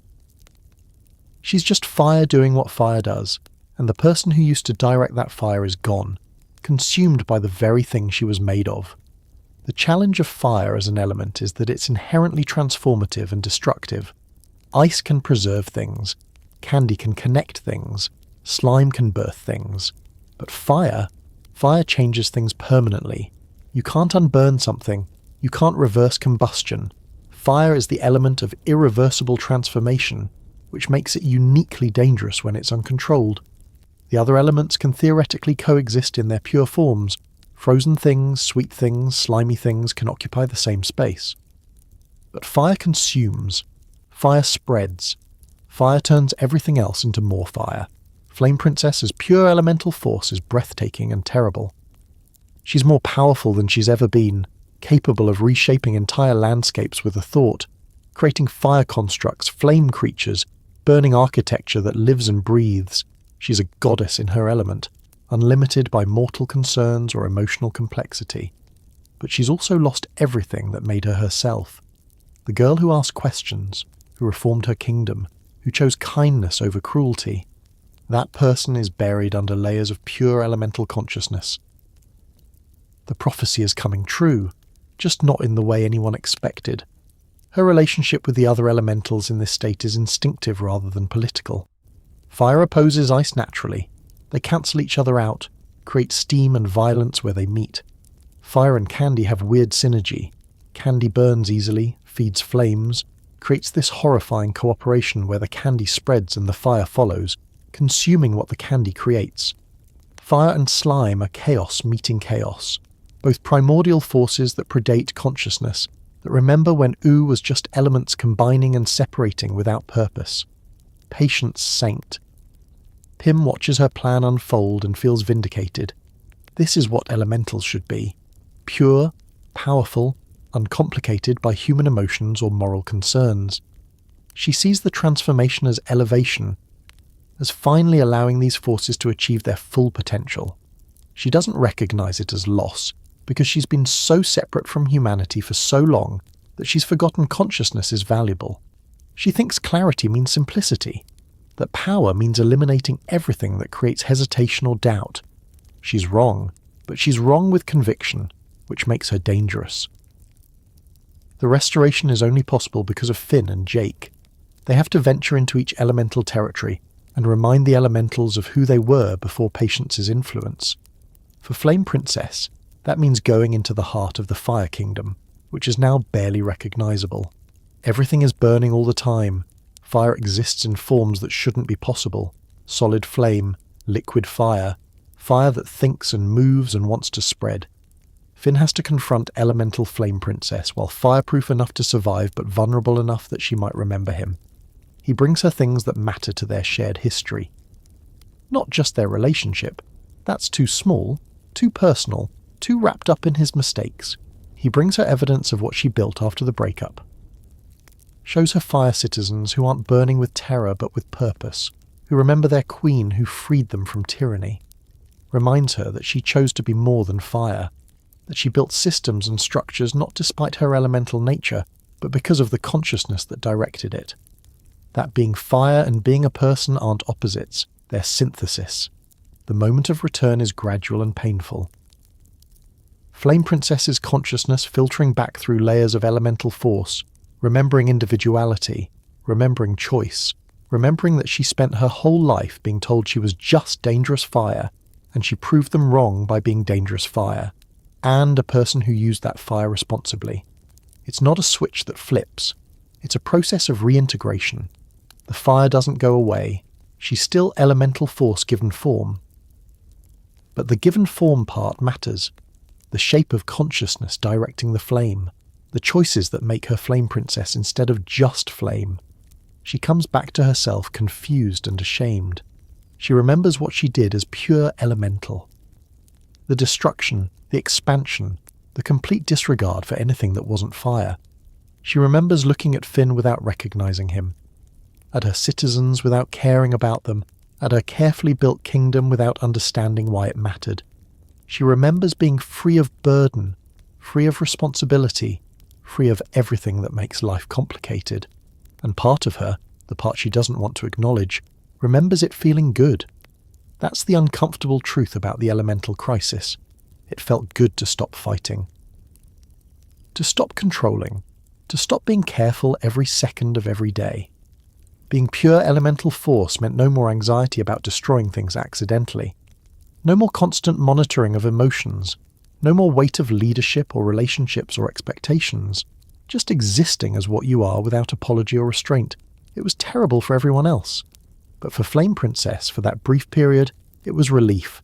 And feeling relief about something destructive is complicated and shameful and very human. The philosophical question embedded in this arc is about destiny versus free will, but more specifically about whether your nature determines your choices. Is Flame Princess fire that learned to be a person, or a person who happens to be made of fire? If you removed all her learned behaviour, all her experiences, all her consciousness, and she became pure elemental force, is that her true self? Or is her true self the synthesis of elemental nature and conscious choice? Adventure Time suggests the latter, that we're not our base instincts or our fundamental nature. We're what we choose to do with those things.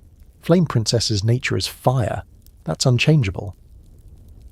She will always be combustion given consciousness, will always be dangerous in ways other people aren't, will always carry the potential for destruction. But her character is what she does with that nature, how she directs it, controls it, uses it for purposes beyond just burning. The elemental crisis showed her what she'd be without choice. And coming back to choice, to agency, to the exhausting work of being a person instead of just a force, that's her choosing herself.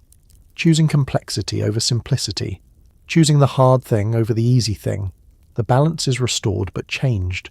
The elementals are back to their conscious selves, but they remember what it felt like to be pure. That knowledge sits heavy. Flame Princess knows she could let go any time, could choose to stop fighting her nature, stop directing her flames, stop being anything other than fire. The option is always there. That's what makes her continued choice to be a person, to be a queen, to be conscious meaningful. It's not inevitable. It's chosen. Every day, every moment, every time she feels overwhelmed and could so easily just let the fire consume her and everything else. The cosmology of Wu gets clearer through this crisis. Elements aren't just magical types. They're fundamental forces that predate and will outlast all the kingdoms and characters and stories. Fire will burn after the last fire person dies. Ice will freeze after Ice King is gone. Candy and slime will persist beyond their current forms. The elementals are temporary vessels for eternal forces. They channel and direct these powers while they exist, but the powers existed before them and will exist after. It's humbling and terrifying. Understanding you're not special, you're just the current host for something ancient and vast. But that also means responsibility. If you're channeling a fundamental force, how you channel it matters. Flame Princess could be fire that destroys mindlessly, or fire that transforms purposefully. The force is neutral, the direction comes from her. That's more responsibility than most people have to carry. Most people's choices affect their immediate circle. Flame Princess's choices affect the elemental balance of reality. No pressure, though. Just run a kingdom, reform government systems, navigate teenage emotions, and also be responsible for 1/4 of reality's fundamental structure. Totally normal Tuesday. The absurdist humour of Adventure Time shines through even in the cosmological horror. BMO, during the elemental crisis, is convinced she's going to become the elemental of cute and reform everyone through the power of adorable. LSP is immune to elemental conversion because her lumps transcend normal reality, which is presented as a joke, but also kind of makes sense in Adventure Time's weird logic. Jake stretches himself across element boundaries and experiences existential crisis about whether different parts of his body are different elements now. The show never forgets to be weird even when it's being profound. Flame Princess returns to the Fire Kingdom after the restoration and has to address her citizens, has to explain what happened, why their queen briefly became a mindless force of destruction, whether they should trust her to not do it again. She's honest, says she doesn't know if it could happen again, says she's choosing every day to be more than just fire, but that choice gets harder when she's tired or stressed or overwhelmed, says she's trusting them to help her stay conscious, stay present, stay herself. It's vulnerable leadership. Most rulers would pretend they're invincible. Flame Princess admits fragility and asks for partnership in remaining stable. The citizens respond better than she expected, because they saw what happened when an elemental lost consciousness. They don't want pure fire. They want their queen who freed them, who built systems of justice, who treats them like people instead of subjects. They have a stake in her remaining herself, because the alternative is chaos. It's a different kind of loyalty than fear-based. It's investment in mutual well-being. We keep you conscious, you keep us free. It's a compact, a partnership, a recognition that leadership isn't one person controlling everyone else. It's communal effort towards shared goals. Patient St. Pym is ultimately wrong about everything, which is satisfying in a narrative sense. She thought elementals were better as pure forces, but pure forces don't build kingdoms, don't create art or music or stories, don't laugh or cry or change their minds based on new information. Pure forces are powerful, but they're also boring. They do the same thing forever. Fire burns, ice freezes, the end. No growth, no surprise, no possibility of becoming something you weren't before. Consciousness creates chaos, sure. But it also creates everything beautiful and interesting and worth preserving. Flame Princess integrates the experience, doesn't suppress it or pretend it didn't happen, acknowledges that part of her will always wonder what it would be like to let go, to stop fighting, to just be fire without complication. But she also knows that wondering isn't the same as choosing. You can acknowledge temptation without giving in to it.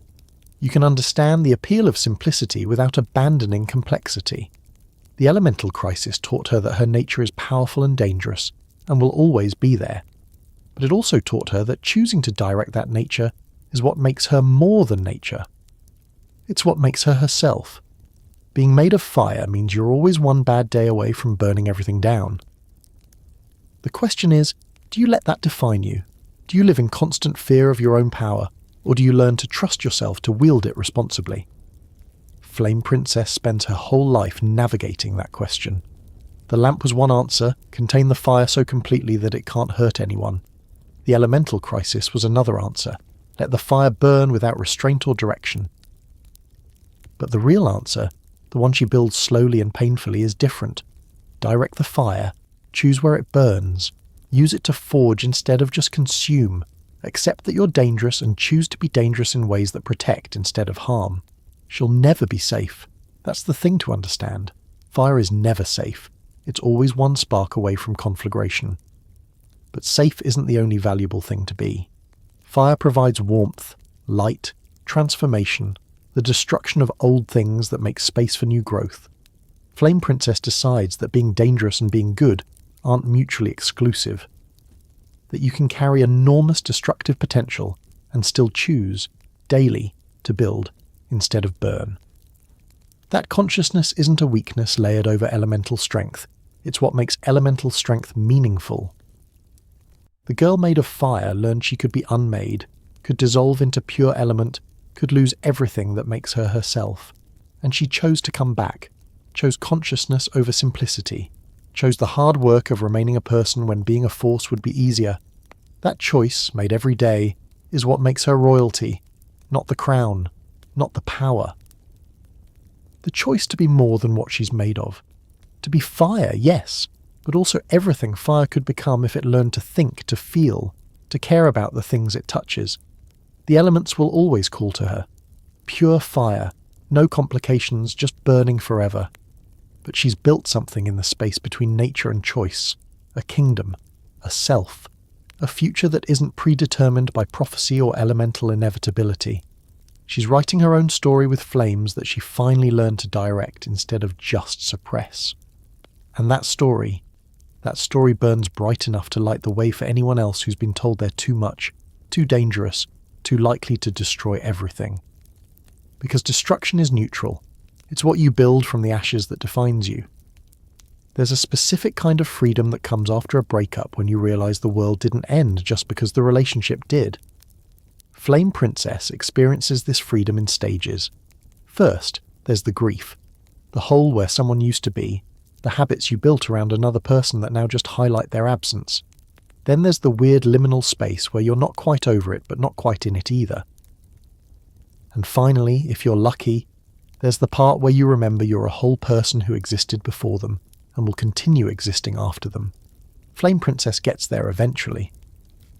But it takes time and fire and the slow realization that maybe she was never just Finn's girlfriend. Maybe she was always more than that. Post-breakup Flame Princess is different. Not worse, not better, just different. She's a queen now, which complicates casual socializing because you can't exactly hit up the Candy Kingdom for girl talk when you're running your own nation. But she tries, makes efforts to connect with other characters beyond just political necessity. It's awkward initially because her social skills were already underdeveloped, and adding "I'm now responsible for an entire kingdom" to her introduction doesn't help. But she persists because loneliness taught her that isolation is its own kind of prison, and she's done with prisons in all their forms. Her friendship with Huntress Wizard develops organically over shared experiences of being powerful women in Ooh who don't quite fit the princess stereotype. Huntress Wizard is all about nature magic, living in the forest, being self-sufficient to the point of isolation. They bond over being the kind of female characters who could absolutely destroy you but choose not to because violence isn't their default setting. They have conversations about power, about what it means to be feared and respected and whether those things are the same. Huntress Wizard teaches Flame Princess about the woods, about how fire can be part of forest ecosystems instead of just their enemy. Controlled burns that allow new growth. Fire as renewal instead of just destruction. It's metaphor and literal lesson at the same time. Marceline becomes an unexpected friend because they're both dealing with parent issues on a cosmic scale. Marceline's dad is literally the Lord of the Nightosphere, which is Adventure Time's version of hell, and he's emotionally distant and occasionally tries to destroy stuff. Flame Princess's dad imprisoned her in a lamp and ruled through tyranny. They compare notes over the absurdity of having terrible immortal fathers who think they're doing parenting correctly. Marceline teaches Flame Princess about music, about how to process emotions through art instead of just through fire. Flame Princess can't play instruments, they melt, but she learns to appreciate the way sound can capture feelings that words can't. They jam together sometimes, with Flame Princess creating visual fire displays that move with Marceline's bass. It's not traditional collaboration, but it works. Fire dancing to vampire rock songs in the darkness, creating light shows that would sell out arenas if they ever decided to commercialize their trauma processing. They don't. It stays private, personal, a space where two powerful beings can be vulnerable without judgment. Marceline doesn't fear Flame Princess's fire. She's 1,000 years old and has seen worse, and Flame Princess doesn't judge Marceline's complicated relationship with immortality and loss. They're just two people who understand that being powerful doesn't exempt you from feeling things. BMO is perhaps the purest friendship because BMO doesn't understand the concept of someone being dangerous. BMO treats everyone the same, with complete acceptance and occasional confusion about basic reality. BMO teaches Flame Princess about video games, about stories, about imagination uncomplicated by fear or power dynamics. They have sleepovers where BMO tells stories and Flame Princess provides ambient firelight. BMO thinks Flame Princess's flames are beautiful and says so without agenda or concern.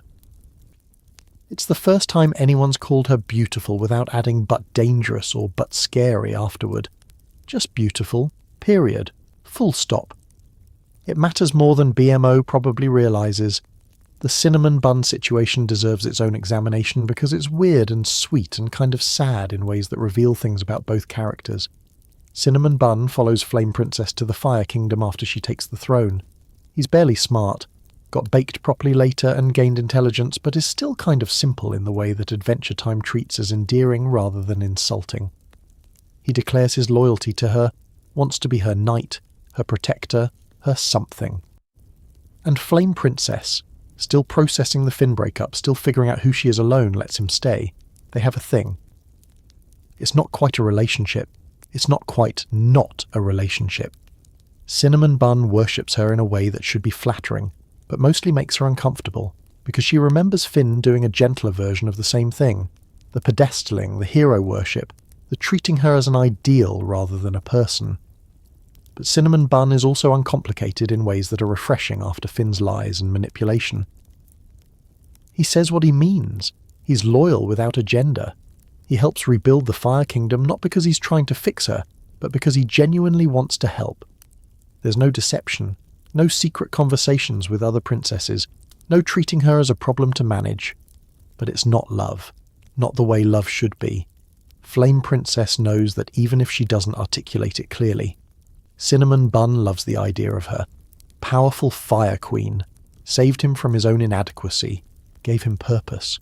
He doesn't really know her, doesn't ask about her childhood trauma or her fears about losing control or her complicated feelings about prophecy and destiny. He's content with the surface, with the image, with the role of devoted knight.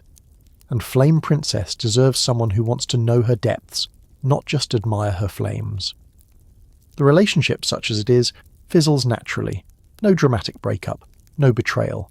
Just the slow realization on both sides that proximity isn't the same as connection. Cinnamon Bun remains in the Fire Kingdom as a loyal advisor and guard, but the romantic undertones fade. It's the healthiest ending Flame Princess has had to any romantic situation, which says something about her growth. She recognizes incompatibility before it becomes toxicity. She values his friendship enough to not force romance that isn't really there. She's learning that being alone is better than being with someone who doesn't actually see you. Occasional interactions with Finn are exercises in maturity and weirdness. They have history, they hurt each other, but they're also neighbours in Ooh, occasionally working together on threats that affect everyone. The first time they see each other after the breakup is painfully awkward. Finn tries to apologise again, and Flame Princess accepts but makes clear that acceptance doesn't mean reconciliation. They're not getting back together. They're not even really friends yet. They're just two people who used to know each other trying to figure out how to exist in the same space without it being weird. They fail at the not weird part, but they keep trying. There's a grudging respect that develops. Finn sees how she's transformed the Fire Kingdom, how she's become the kind of leader he always wanted to be, but struggled with because his heroism was about action rather than systems. Flame Princess sees how Finn has matured, how he's dealing with his own mistakes, how he's learning that being a hero doesn't mean always being right. They'll never be what they were, but they might eventually be something better, people who learned from each other, even if the lessons hurt. The weirdest interaction is when Finn saves the world, again, and sends a message to all the kingdoms about it. Standard stuff, Finn being heroic, everyone celebrating. Flame Princess gets the message and just doesn't respond. Not out of spite, not out of anger, just out of the understanding that she doesn't owe him acknowledgement for doing hero things. It's his job. It's what he does. She's busy running a kingdom. She's not his cheerleader anymore. If your ex saved the world, would you send a congratulatory text or would you just scroll past and get back to reforming your justice system? Flame Princess chooses scroll past. It's petty and mature at the same time. She's allowed both. Chosen family becomes more important than biological family. Her father is still in the cooler. She lets him out eventually, but he's stripped of power. Just another fire citizen trying to figure out redemption. Her mother remains a mystery, probably dead or gone, another victim of Flame King's inability to share power or love without controlling it. So Flame Princess builds family from her advisors, her guards, her friends. The fire citizens who supported her revolution become her people, in a way that's deeper than royalty. They chose each other. That matters. She creates council systems where citizens can voice concerns directly, opens the castle for community gatherings, makes herself accessible in ways that royalty typically doesn't. It's partially good governance and partially trauma response. She remembers isolation, remembers being cut off from everyone, and she refuses to recreate that dynamic even from the throne. Some advisors worry she's too accessible, that familiarity breeds contempt, that rulers need distance to maintain authority. She disagrees. She thinks connection breeds loyalty, that knowing your leader as a person makes you more invested in the community, not less. The journey from isolated prisoner to community member is ongoing. She still has moments where she pulls back, where the weight of connection feels overwhelming, where she needs to be alone with her flames and her thoughts. But loneliness now is choice rather than sentence. She can step away and know she can step back when she's ready. That difference is everything. Isolation as punishment versus solitude as self-care. The lamp made her afraid of being alone. Freedom taught her that being alone and being lonely are different things. She processes loneliness differently now because she understands it better. The lamp taught her that loneliness is constant, grinding, inescapable. But healthy solitude is peaceful. It's time to think, to recharge, to exist without performing for others. She takes nights where she goes to the highest tower in her castle and just burns, not for anyone, not controlled or directed, just pure flame for the joy of being flame. It's meditation. It's self-care. It's remembering that she's allowed to be elemental force without justification or audience. Her role in larger ooh conflicts grows as her confidence does. When threats emerge that affect multiple kingdoms, Flame Princess is at the table, not as Finn's sidekick, not as the dangerous one everyone's afraid of, as a legitimate ruler with valuable perspective and significant power. She contributes to strategy sessions, offers fire support when physical threats require it, participates in diplomatic negotiations about resource sharing and territory disputes. She's not just the Fire Kingdom's queen, she's part of Ooh's larger political ecosystem. Princess Bubblegum still doesn't fully trust her, which is both annoying and understandable. PB trusts systems over people, and Flame Princess is too passionate, too emotion-driven, too likely to make decisions based on feeling rather than calculation. They'll never be close. But they develop a working relationship built on mutual respect, and the acknowledgement that Ooh needs different kinds of leaders. PB's scientific dictatorship has strengths. Flame Princess's emotional authenticity has strengths. Together they balance each other, even if being in the same room still has tension from the whole "you manipulated my ex into lying to me" thing that PB has never fully apologised for. Ice King occasionally kidnaps her still, which is absurd but also kind of endearing in a deeply troubling way. He doesn't remember why he kidnaps princesses anymore. It's just what his broken brain tells him to do. Flame Princess has stopped fighting it violently. She just shows up, melts through his ice prison immediately, explains again why marrying him isn't happening, and leaves. Sometimes she brings soup because he's clearly not taking care of himself. It's not friendship exactly. It's more like being kind to someone who's suffered enough that adding more suffering feels cruel. Ice King is tragic. She understands tragedy, so she endures his kidnapping attempts with patience and a standing offer to connect him with mental health resources if he ever wants them. The difference between independence and isolation becomes clearer through experience. Independence is choosing your connections, maintaining autonomy while being part of community. Isolation is being cut off, having no choice about connection, being alone because you're not allowed to be otherwise. Flame Princess fought for independence. She refuses to slip back into isolation even when independence is hard. Even when disappointing people or setting boundaries or saying no creates temporary loneliness. Because temporary loneliness chosen is better than permanent loneliness enforced. Moments of vulnerability balance her strength in ways that make her more relatable, not less. She cries occasionally, lava tears that she's learned to let flow instead of suppress. She admits when she's wrong in public, which shocks her advisors until they realise it makes her more trustworthy. She asks for help when she needs it instead of pretending royal authority means never struggling. She's powerful and uncertain, strong and scared, a queen and a teenager trying to figure out this weird thing called existence. The complexity makes her real, makes her someone people can relate to instead of just fear. Post-breakup glow-ups aren't just physical, though Flame Princess does get a visual upgrade as she settles into her power. Her flames burn brighter, more controlled. She develops a regal bearing that comes from confidence rather than performance. But the real glow-up is internal. She knows herself now, knows what she'll accept and what she won't. Knows that being alone is better than being with wrong people. Knows that her power is hers to direct, not apologise for. She went from a girl in a lamp being told she was too dangerous to exist, to a queen who understands that danger is neutral and direction is everything. That's growth you can't fake. She builds a life beyond anyone's expectations, has friends who challenge her, rules a kingdom that's actually improving. Participates in Ooh's larger story without being anyone's sidekick or supporting character. She's her own protagonist now, writing her own narrative, choosing her own adventures. Finn was her first chapter, not her whole story. The lamp was her prologue, not her defining feature. She's the main character of her own life finally, and that's exactly where she should be. The castle court has parties sometimes.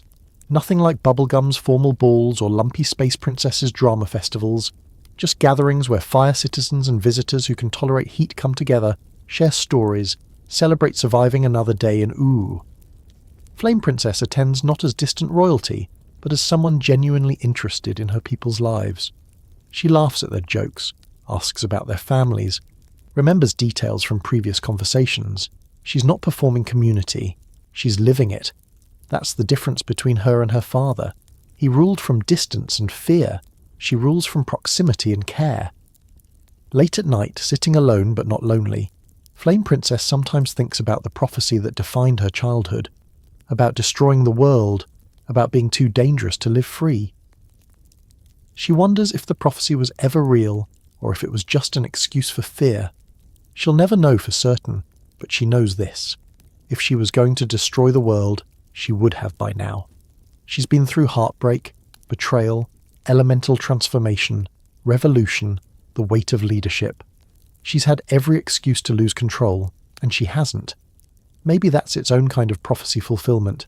Maybe she destroys the world her father built, the world of fear and cages and treating power as something to suppress. Maybe that's what the prophecy always meant. Not literal fire consuming everything, but transformation so complete it feels like ending. She's not the girl from the lamp anymore. She's not even really the girl who dated Finn, though that experience shaped her. She's whoever she's becoming, which changes daily, and that's fine. Growth isn't linear. Some days she's the confident queen making hard decisions. Some days she's the teenager wondering if anyone actually likes her. Some days she's pure elemental fire burning just to burn. She contains multitudes. She's allowed to. The real adventure was never about saving princesses or defeating evil or finding true love. It was about a girl made of fire learning that she's allowed to exist without apology, burn without explanation, rule without becoming what hurt her. It was about building family from choice instead of blood, about finding strength in vulnerability and vulnerability in strength, about recognizing that independence means choosing connection, not avoiding it. If your ex saved the world, would you still leave him on red? Absolutely. Because his heroism doesn't define your worth, and you've got your own world to run. Flame Princess does exactly that, and it's the most powerful thing she's ever done. Not burning down kingdoms, not overthrowing tyrants. Just living her life, choosing her connections, being herself without asking permission. That's the real victory. The lamp couldn't hold her. The prophecy couldn't define her. The breakup couldn't break her. She's fire, transformative, powerful, and finally free to burn exactly as bright as she chooses. Fire has always meant something more than just heat and light. Across every mythology, every culture, every story humans have told themselves since we first learned to control flames, fire represents transformation, not gentle change. Not the slow evolution of ice melting or plants growing. Fire is immediate, irreversible, absolute. You can't unburn something. You can't reverse combustion. Once fire touches something, that thing is forever changed. It's either ash or tempered or reborn, but it's never what it was before, and that's Flame Princess in a nutshell. She's the embodiment of change so complete it looks like destruction, until you realize destruction is just transformation's more dramatic cousin. In Greek mythology, Prometheus steals fire from the gods and gives it to humans, and we call that the beginning of civilization. Fire means knowledge, progress, the ability to reshape the world according to human will. But Prometheus gets punished for it, chained to a rock, eagle eating his liver daily. Eternal torture for the crime of making humans powerful. The message is clear. Fire is divine, dangerous, not meant for mortal hands. Those who wield it pay a price. Flame Princess lives that myth. She's the fire that's too powerful for anyone to handle safely. The force that everyone benefits from but nobody wants to take responsibility for. And she's been punished her entire life for existing, for being the dangerous gift nobody asked for but everyone fears. Hindu mythology gives us Agni, the god of fire, who's present at every sacrifice, every transformation, every moment where the material becomes divine. Fire is the mediator between earth and heaven, the force that carries prayers upward through smoke, that transforms offerings into something gods can consume. It's wholly and necessary and absolutely not something you can ignore or suppress. You work with fire or you freeze in the dark. Flame Princess embodies that necessity. The Fire Kingdom needs her. Needs elemental fire.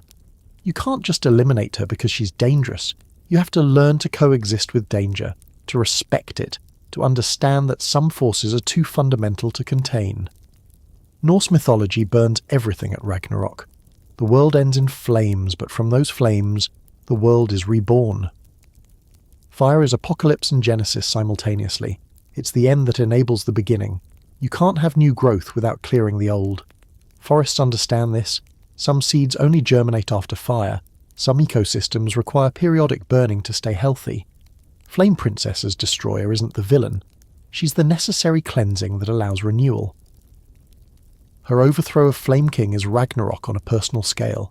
Everything burns, everything changes, and from that destruction comes something better. The prophecy about her destroying the world was never wrong. It just didn't specify which world, the physical one, or the world of systems and structures that needed to burn. Egyptian mythology personifies fire as the Eye of Ra, the sun god's weapon, the force that destroys enemies and sustains life simultaneously. Fire is protection and destruction, warmth and danger, the thing that makes life possible and the thing that ends it. That duality is Flame Princess's entire existence. She can't be just one thing. She's not purely destructive or purely creative. She's both, always, depending on context and direction. Trying to make her only safe or only powerful misses the point. She's the Eye of Ra, righteous destruction, life-giving heat, the force that sustains her people and incinerates their enemies. The symbolism of dangerous femininity needs its own examination because Flame Princess is absolutely playing in that archetype. But Adventure Time does something interesting with it. Throughout mythology and storytelling, powerful women are often portrayed as threats that need taming. The wild woman who must be civilized, the witch who must be burned, the goddess who must be appeased. They're too much, too powerful, too passionate, too uncontrollable. So stories about them become stories about men taming them, controlling them, making them safe for society. Finn tries to do this with Flame Princess initially. He's the hero who'll handle the dangerous girl, prove she's not a threat, tame the fire. And Adventure Time lets that play out and then shows why it's wrong. You can't tame fire, you can only direct it or get burned trying. Flame Princess doesn't need taming. She needs understanding, space to exist as she is, people who respect her power instead of fearing it. The show subverts the taming the wild woman trope by showing that the women being tamed are actually fine. It's the people trying to tame them who have the problem. Phoebe doesn't need to be less controlling. Everyone else needs to establish better boundaries. Marceline doesn't need to be less complicated. People need to accept that 1,000 years of existence creates complexity. And Flame Princess doesn't need to be less fiery. People need to stop treating her nature as a defect requiring correction. The passion, destruction, transformation and rebirth cycle is visible in every arc of her story. Her childhood in the lamp, destruction of potential, of personhood, of everything she could have been. Her emergence and relationship with Finn, transformation through connection, learning what the world is, the breakup, destruction of the relationship but rebirth of her sense of self, taking the throne, destroying tyranny to create justice, the elemental crisis, destruction of consciousness and rebirth of choice. Every phase burns down what came before. That's not instability. That's how fire works. That's how growth works when you're made of transformative force. Nature versus nurture gets interesting when your nature is literal elemental fire. Was Flame Princess born dangerous? Or did being treated as dangerous make her dangerous? It's both and neither. She was born fire. That's not good or evil. It's elemental. Fire burns because that's what fire does, but consciousness gave her choice about where and how to burn. The prophecy assumed her nature would override her nurture, that being made of fire meant she'd inevitably destroy everything. What actually happened is more nuanced. Her nature gives her capacity for destruction. Her nurture, terrible as it was, gave her reasons to fear that capacity. But her choices, made consciously despite both nature and nurture, define who she actually is. She's fire that learned to think, and thinking fire is something entirely new. Adventure Time subverts the idea that you need to overcome your nature to be good. Flame Princess doesn't become good by being less fiery. She becomes good by being more intentionally fiery. By directing her flames toward justice, protection, transformation that serves her people. Her nature is her strength. What needed to change wasn't what she was made of, but how everyone reacted to it. Including herself. She spent years thinking her fire was the problem. Turns out the problem was people assuming fire could only destroy. When fire also forges, tempers, illuminates, warms, and transforms. Comparing her to other fire-themed characters in animation reveals what makes her special. Avatar's Zuko is fire that learns honour, but his arc is about mastering fire through discipline, through becoming the right kind of fire user.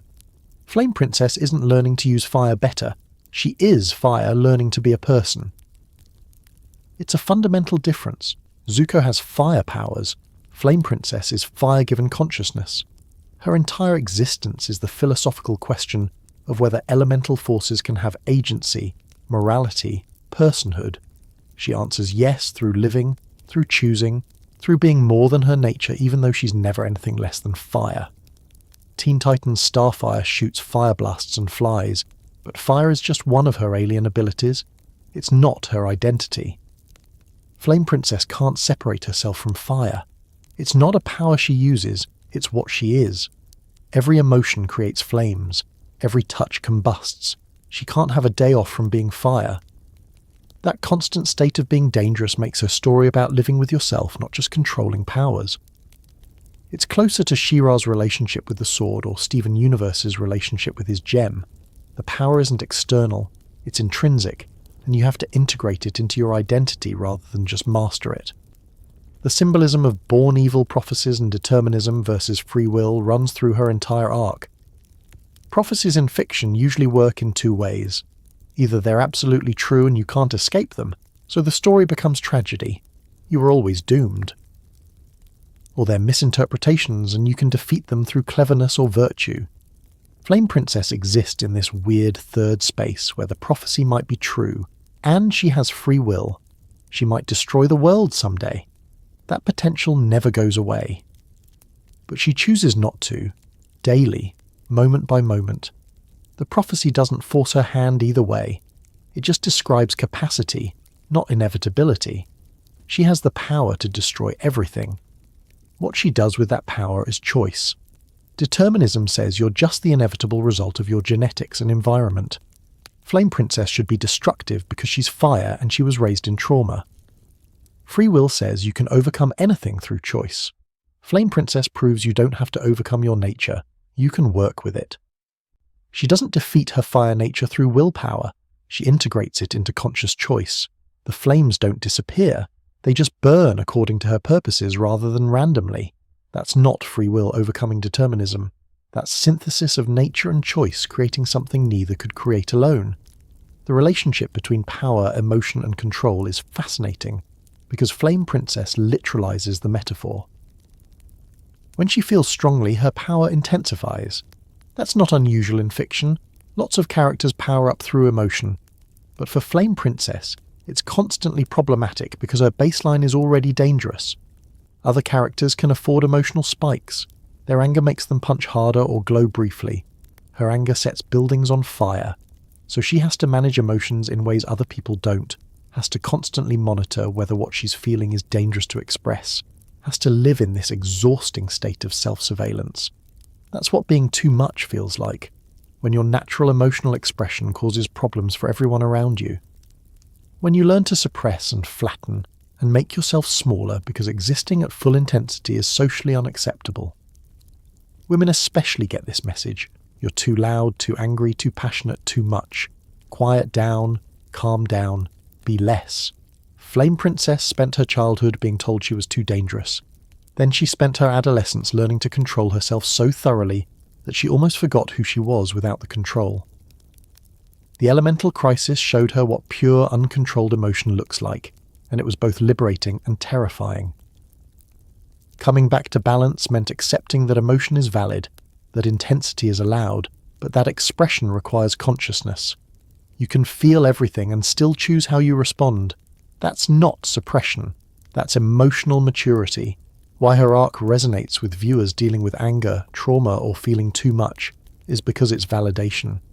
The show never tells Flame Princess she's wrong for being fire, never suggests she should be less passionate, less powerful, less herself. What it does say is that power requires responsibility, that intensity needs direction, that being dangerous isn't the same as being wrong. For viewers who've been told they're too much, who've suppressed themselves to make others comfortable, who've internalized the message that their nature is defective, Flame. Princess's arc says no. Your nature is fine. What needs to change is how the world sees you and how you see yourself. The intersection of vulnerability and strength is where Flame Princess lives. She's one of the most powerful beings in Ooh, could destroy kingdoms, reshape landscapes, burn through armies. But she's also incredibly vulnerable to cold, to manipulation, to her own emotions spiraling. She cries lava tears. She makes mistakes publicly. She admits when she's scared or uncertain. The strength isn't despite the vulnerability. The strength is because of it. Being powerful and invulnerable means you're just a force. Being powerful and vulnerable means you're a person. Flame Princess chooses personhood even though it means accepting vulnerability. That's braver than just being strong. She's dangerous and good. That's the thesis. Not dangerous, but secretly good. Not dangerous until she learns to be good. Dangerous and good. Simultaneously, always. The danger doesn't negate the goodness. The goodness doesn't eliminate the danger. She contains both. She is both. You can be fire that burns and fire that warms. You can be force that destroys and force that transforms. You can be everything the prophecy warned about and everything your people need you to be. It's not contradiction. It's complexity. It's being whole instead of being safe. Adventure Time doesn't give simple answers about power and identity because simple answers are usually wrong. Flame Princess's story doesn't end with her mastering her fire completely, becoming safe, proving the prophecy wrong definitively. It ends with her living with uncertainty, choosing goodness daily even though destruction is always an option, accepting that she's both miracle and threat. That's honest. That's real. That's what it actually means to be powerful in a world that fears power. You don't stop being powerful to make them comfortable. You learn to wield power responsibly while knowing you'll never be fully trusted, and you do it anyway because it's right. Fire has always been humanity's most important and dangerous discovery. We built civilization around it. We burn our dead with it. We gather around it for warmth and story. We fear it consuming everything we've built. Flame Princess is that duality given consciousness and teenage angst. She's our relationship with power made literal, the knowledge that we can destroy everything, the choice to build instead, the understanding that creation and destruction aren't opposites but partners in transformation. She burns because that's what fire does. But she burns with purpose now, with direction, with the understanding that every flame either consumes or illuminates, and the choice between them is made moment by moment, consciously, for as long as consciousness lasts. The Girl Made of Fire teaches us that being dangerous isn't a flaw requiring correction. It's a fact requiring acknowledgement. That power without consciousness is chaos, but consciousness without power is helpless. That you can be everything people fear and everything people need. That transformation looks like destruction until you see what grows from the ash. That fire, like people, is never just one thing. It's potential, waiting for direction, capable of burning down everything or lighting the way forward. The choice is always burning. The question is just where you point the flames. By the time Adventure Time winds down its story, Flame Princess has travelled further than almost any character in the show. Not in distance, though she's been outside her kingdom through dungeons across elemental territories. But in self. She started in a lamp, a baby imprisoned for the crime of existing wrong. She ends as a queen who reformed her government, survived an elemental crisis, processed multiple relationships, and learned that being dangerous and being good aren't mutually exclusive. That's not character development. That's character revolution. That's a complete transformation of everything except the fire itself, which was never the problem anyway. Where we leave her is significant. She's not riding off into the sunset with a romantic partner, which would have been the easy ending. She's not sacrificing herself heroically to prove she's good, which would have been the tragic ending. She's not becoming pure elemental force, which would have been the deterministic ending. She's just ruling, living, being herself with all the complexity that entails. She's a teenage queen balancing diplomacy and personal growth, managing a kingdom while figuring out who she is, powerful and uncertain and okay with being both. It's the most honest ending a character like her could have. Not resolution, but continuation. Not happily ever after, but happily right now with tomorrow's problems still waiting. Her complete character transformation maps like a textbook hero's journey, except she's not the hero in the traditional sense. She's the thing the hero usually saves or defeats. But Adventure Time said, what if the dangerous princess is actually the protagonist of her own story? What if the thing everyone fears is the thing everyone needs? What if power doesn't corrupt when it's wielded by someone who remembers powerlessness? Flame Princess goes from object to subject, from thing people talk about to person making decisions, from imprisoned child to liberating force, from suppressed fire to directed flames. The arc is complete not because she's finished growing, but because she's finally free to grow on her own terms. What makes her arc special in animated television is that it refuses simplification. Kids' cartoons usually give clear messages. Be yourself, but also fit in. Be powerful, but also humble. Be different, but also relatable. Flame Princess's arc says you can be dangerous and good. You can be powerful and scared. You can have destructive capacity and choose not to use it, and that choice is ongoing, exhausting, and heroic in ways that Swinging Swords never is. It's a story for kids who don't fit, who've been told they're too much, who understand that their nature isn't wrong even when everyone treats it like a problem. That's rare in animation. That's valuable. That's why she matters. The impact on Finn's development is substantial because she's the first relationship where he can't just be the hero and expect that to be enough. Princess Bubblegum rejected him, but she was also ancient and candy, so he could rationalize that as she's out of my league. Flame Princess is his age, genuinely interested in him, and he still fails the relationship through his own choices. That forces growth, makes him confront his hero complex, his tendency to treat people as quests, his belief that good intentions excuse bad actions. He becomes a better person through losing her, which is the opposite of how hero stories usually work. Usually the hero gets the girl and that's the reward for being heroic. Finn loses the girl, and that's the lesson about actually being heroic. It's uncomfortable, honest, and important. She teaches him that saving someone doesn't make them yours, that power dynamics matter even in romance, that lying is wrong regardless of motivation, that women, even dangerous fire women, deserve honesty, autonomy, and relationships built on respect rather than hero worship. These aren't lessons Finn could have learned from PB, who kept him at distance. He needed someone who let him close enough to hurt her, who then held him accountable for that hurt. Flame Princess gave him that gift, painful as it was for both of them. His character in later seasons shows that growth. He's less possessive, more thoughtful, better at communication. He learned those skills through failure with her. Flame Princess's role in Adventure Time's larger narrative is as living proof that the show's weird cosmology has emotional weight.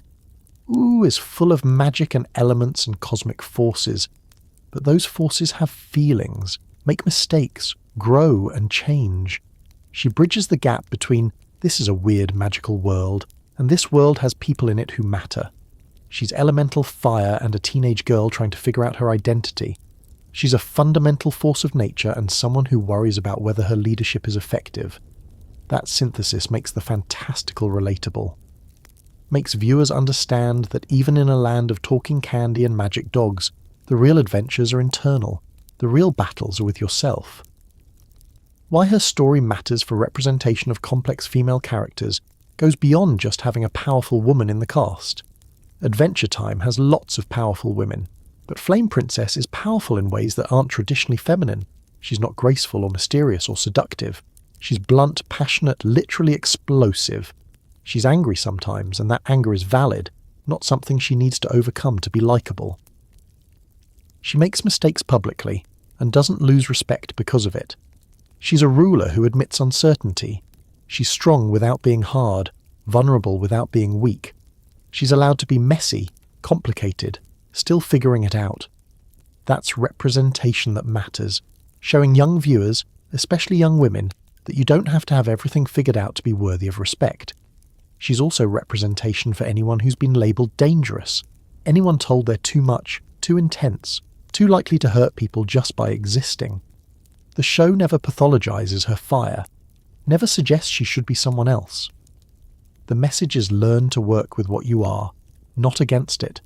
Accept your nature, direct it consciously, understand that danger is neutral and intention is everything. For viewers dealing with mental health issues, neurodivergence, passion, that society deems inappropriate, Flame Princess says you're not broken, you're fire, and fire can burn or fire can forge, but either way, fire is allowed to exist. The lessons embedded in her journey work on multiple levels. For kids, it's about being yourself even when people are scared of you, about standing up to bad parents, about learning from mistakes in relationships. For teens, it's about finding your identity beyond romantic partnerships, about using power responsibly, about breaking cycles of trauma and abuse. For adults, it's about how we treat people we fear, how prophecy and prejudice become self-fulfilling, how systems of oppression work and why revolution matters. The show never talks down to any audience. It trusts viewers to take what they need from the story. Fan reception of Flame Princess has been passionate, which feels appropriate for a character made of passion. Some fans were angry about the breakup with Finn, wanted them to work it out, saw it as the show breaking up a cute couple. But that response kind of proves why the breakup was necessary. Relationships aren't about cuteness, they're about compatibility, honesty, respect. Finn and Flame Princess were cute but incompatible, teaching young viewers that sometimes love isn't enough, that you can care about someone and still need to leave. That's important. Other fans celebrated her independent arc, loved seeing her grow beyond being Finn's girlfriend into her own fully realised character. The discourse itself became part of her legacy. The cultural impact is harder to quantify, but definitely present. Post-Flame Princess, animated shows seemed more willing to let powerful female characters be complex, messy, still figuring it out. She's not the only reason for that shift. Rebecca Sugar and Steven Universe deserve massive credit, as does She-Ra's reboot. But Flame Princess contributed to this larger conversation about what female characters are allowed to be. She proved that you can have a character who's literally dangerous, whose power is explicitly destructive, and make her sympathetic, nuanced, heroic in her own right. You don't have to soften power to make it palatable. You just have to pair it with consciousness and choice. Shows that came after Adventure Time, The Owl House, Amphibia, Kipo and the Age of Wonder Beasts all feature complex female characters with power that could destroy, paired with emotional depth and moral ambiguity. That's partly Flame Princess's legacy. She walked so characters like Luce and Anne and Kipo could run. She proved that animation could handle nuance, that kids could understand complexity, that you didn't need to choose between powerful and relatable. You could be both. You could be fire and person, danger and hero, destructive capacity and protective instinct. How she influenced other animated shows is visible in the types of stories being told. More shows willing to examine power dynamics in teenage relationships. More shows letting romantic relationships fail and treating that as character growth rather than failure. More shows with female characters whose power is respected, not feared or fetishized. More shows understanding that diversity isn't just about representation, but about allowing those representations to be complex, flawed, growing. Flame Princess did that. She was representation that refused to be simple, that demanded viewers sit with discomfort and complexity, and the understanding that people aren't puzzles to solve, they're ongoing negotiations with themselves. The balance she found between her destructive nature and her compassionate heart is precarious and intentional.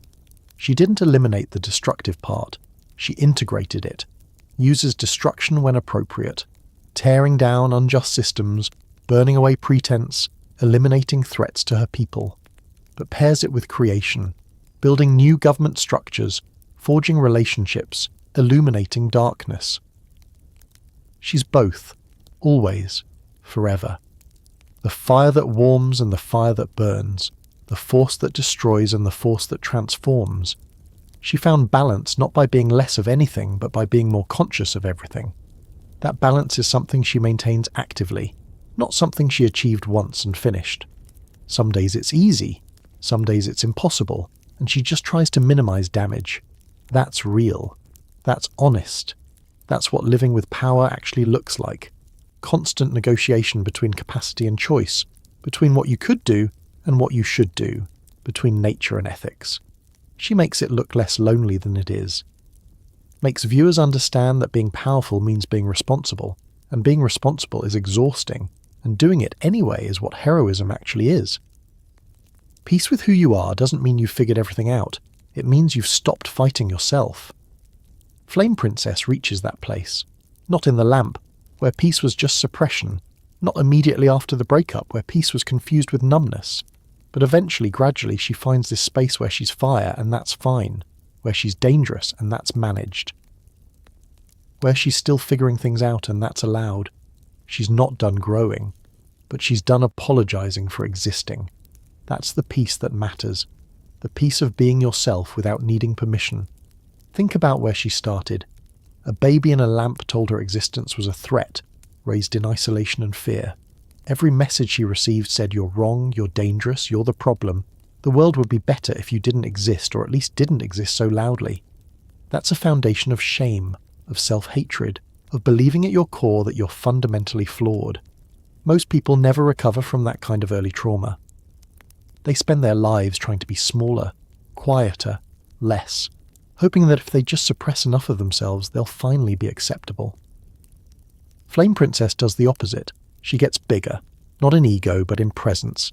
She takes up space unapologetically, rules a kingdom, reforms systems, makes noise, makes mistakes, makes fire that lights the way for people who've been told they're too much. She transforms the foundation of shame into a platform of power, uses her understanding of containment to ensure nobody else gets caged, converts the prophecy about destruction into a mandate for transformation. She's everything they feared she'd be, powerful, influential, changing the world. She's just doing it through liberation instead of domination, through justice instead of chaos, through conscious choice instead of inevitable force. Her story is ultimately about agency, about having choices when everyone assumed you had none, about proving that destiny isn't real unless you choose to make it real, about taking prophecy and trauma and fear and all the things that were supposed to define you, and deciding they're just context, not conclusion. You're not determined by what you're made of, or what happened to you, or what people expect. You're determined by your choices, made moment by moment, with full consciousness of consequences and costs. That's freedom. That's power. That's what Flame Princess achieved. So where does her story end? It doesn't, really. The show ends, but her life continues in whatever form the kingdom needs, whatever form she needs, whatever balance she finds between being elemental force and being person. She'll keep ruling, keep growing, keep burning in ways that serve her people and herself. She'll have good days and bad days. She'll make right calls and wrong calls. She'll be powerful and uncertain, dangerous and good, fire that destroys and fire that warms. She'll be herself, which is more than enough, which is everything. Adventure Time gave us a lot of characters to love. Jake the dog, who's wise and silly, Marceline the vampire queen, who's ancient and young, Princess Bubblegum, who's brilliant and controlling, Ice King, who's tragic and annoying, BMO, who's perfect and don't argue. But Flame Princess gave us something specific, permission to be dangerous and still be loved, to have destructive capacity and still choose compassion, to burn bright without apology and trust that the right people will appreciate the light instead of just fearing the heat. Her legacy is fire that chooses where it burns. Power that remembers powerlessness, danger that decided to be protective. A girl from a lamp who became a queen, not through destiny or romance or being saved, but through saving herself, learning herself, and building a life from the ashes of everyone's expectations. She's proof that prophecies are just other people's fears given weight. That being born wrong is impossible. There's no wrong way to be born. That cages, literal or metaphorical, can't hold you once you realise the only lock that matters is in your own mind. So what did we learn from the girl made of fire? That transformation looks like destruction until you see what it creates. That power is neutral and intention is everything. That you can be everything people fear and everything they need, simultaneously, proudly, without contradiction. That the hardest battles aren't against external enemies, but against the voice in your head that sounds like your father, like your ex, like everyone who ever told you to be smaller. That revolution starts with refusing to be contained. That love means being seen as yourself, not as someone's project or conquest or fix-it quest. What's your flame princess story? What part of yourself have you kept in a lamp because people said it was too dangerous? What prophecy about yourself have you been living down to instead of rising above? What fire are you suppressing when you should be directing it? The comments are open. The conversation continues. Because Flame Princess's story isn't just hers. It's everyone who's ever been told they're too much and decided that maybe the problem isn't being too much, but everyone else being too little. Remember, you're allowed to burn. You're allowed to be dangerous in the service of justice. You're allowed to be powerful and compassionate, destructive and creative. Fire and everything fire could become if it learned to think and choose and care. The cage was always unlocked. The prophecy was always just fear. The danger was always just power waiting for direction. You're not too much. You've never been too much. You're fire, and fire is exactly enough. Exactly right. Exactly what the world needs as long as you choose to burn for the right reasons. The lamp couldn't hold her. The prophecy couldn't define her. The breakup couldn't break her. And whatever tried to contain you can't hold you either, unless you let it. Be the flame. Choose where you burn. Light the way for everyone else still sitting in darkness wondering if they're allowed to spark. That's Flame Princess's gift. That's her legacy. That's why a show about a fire princess in a land of talking candy matters years after it ended. She burns on, we burn with her, and the world is brighter for it.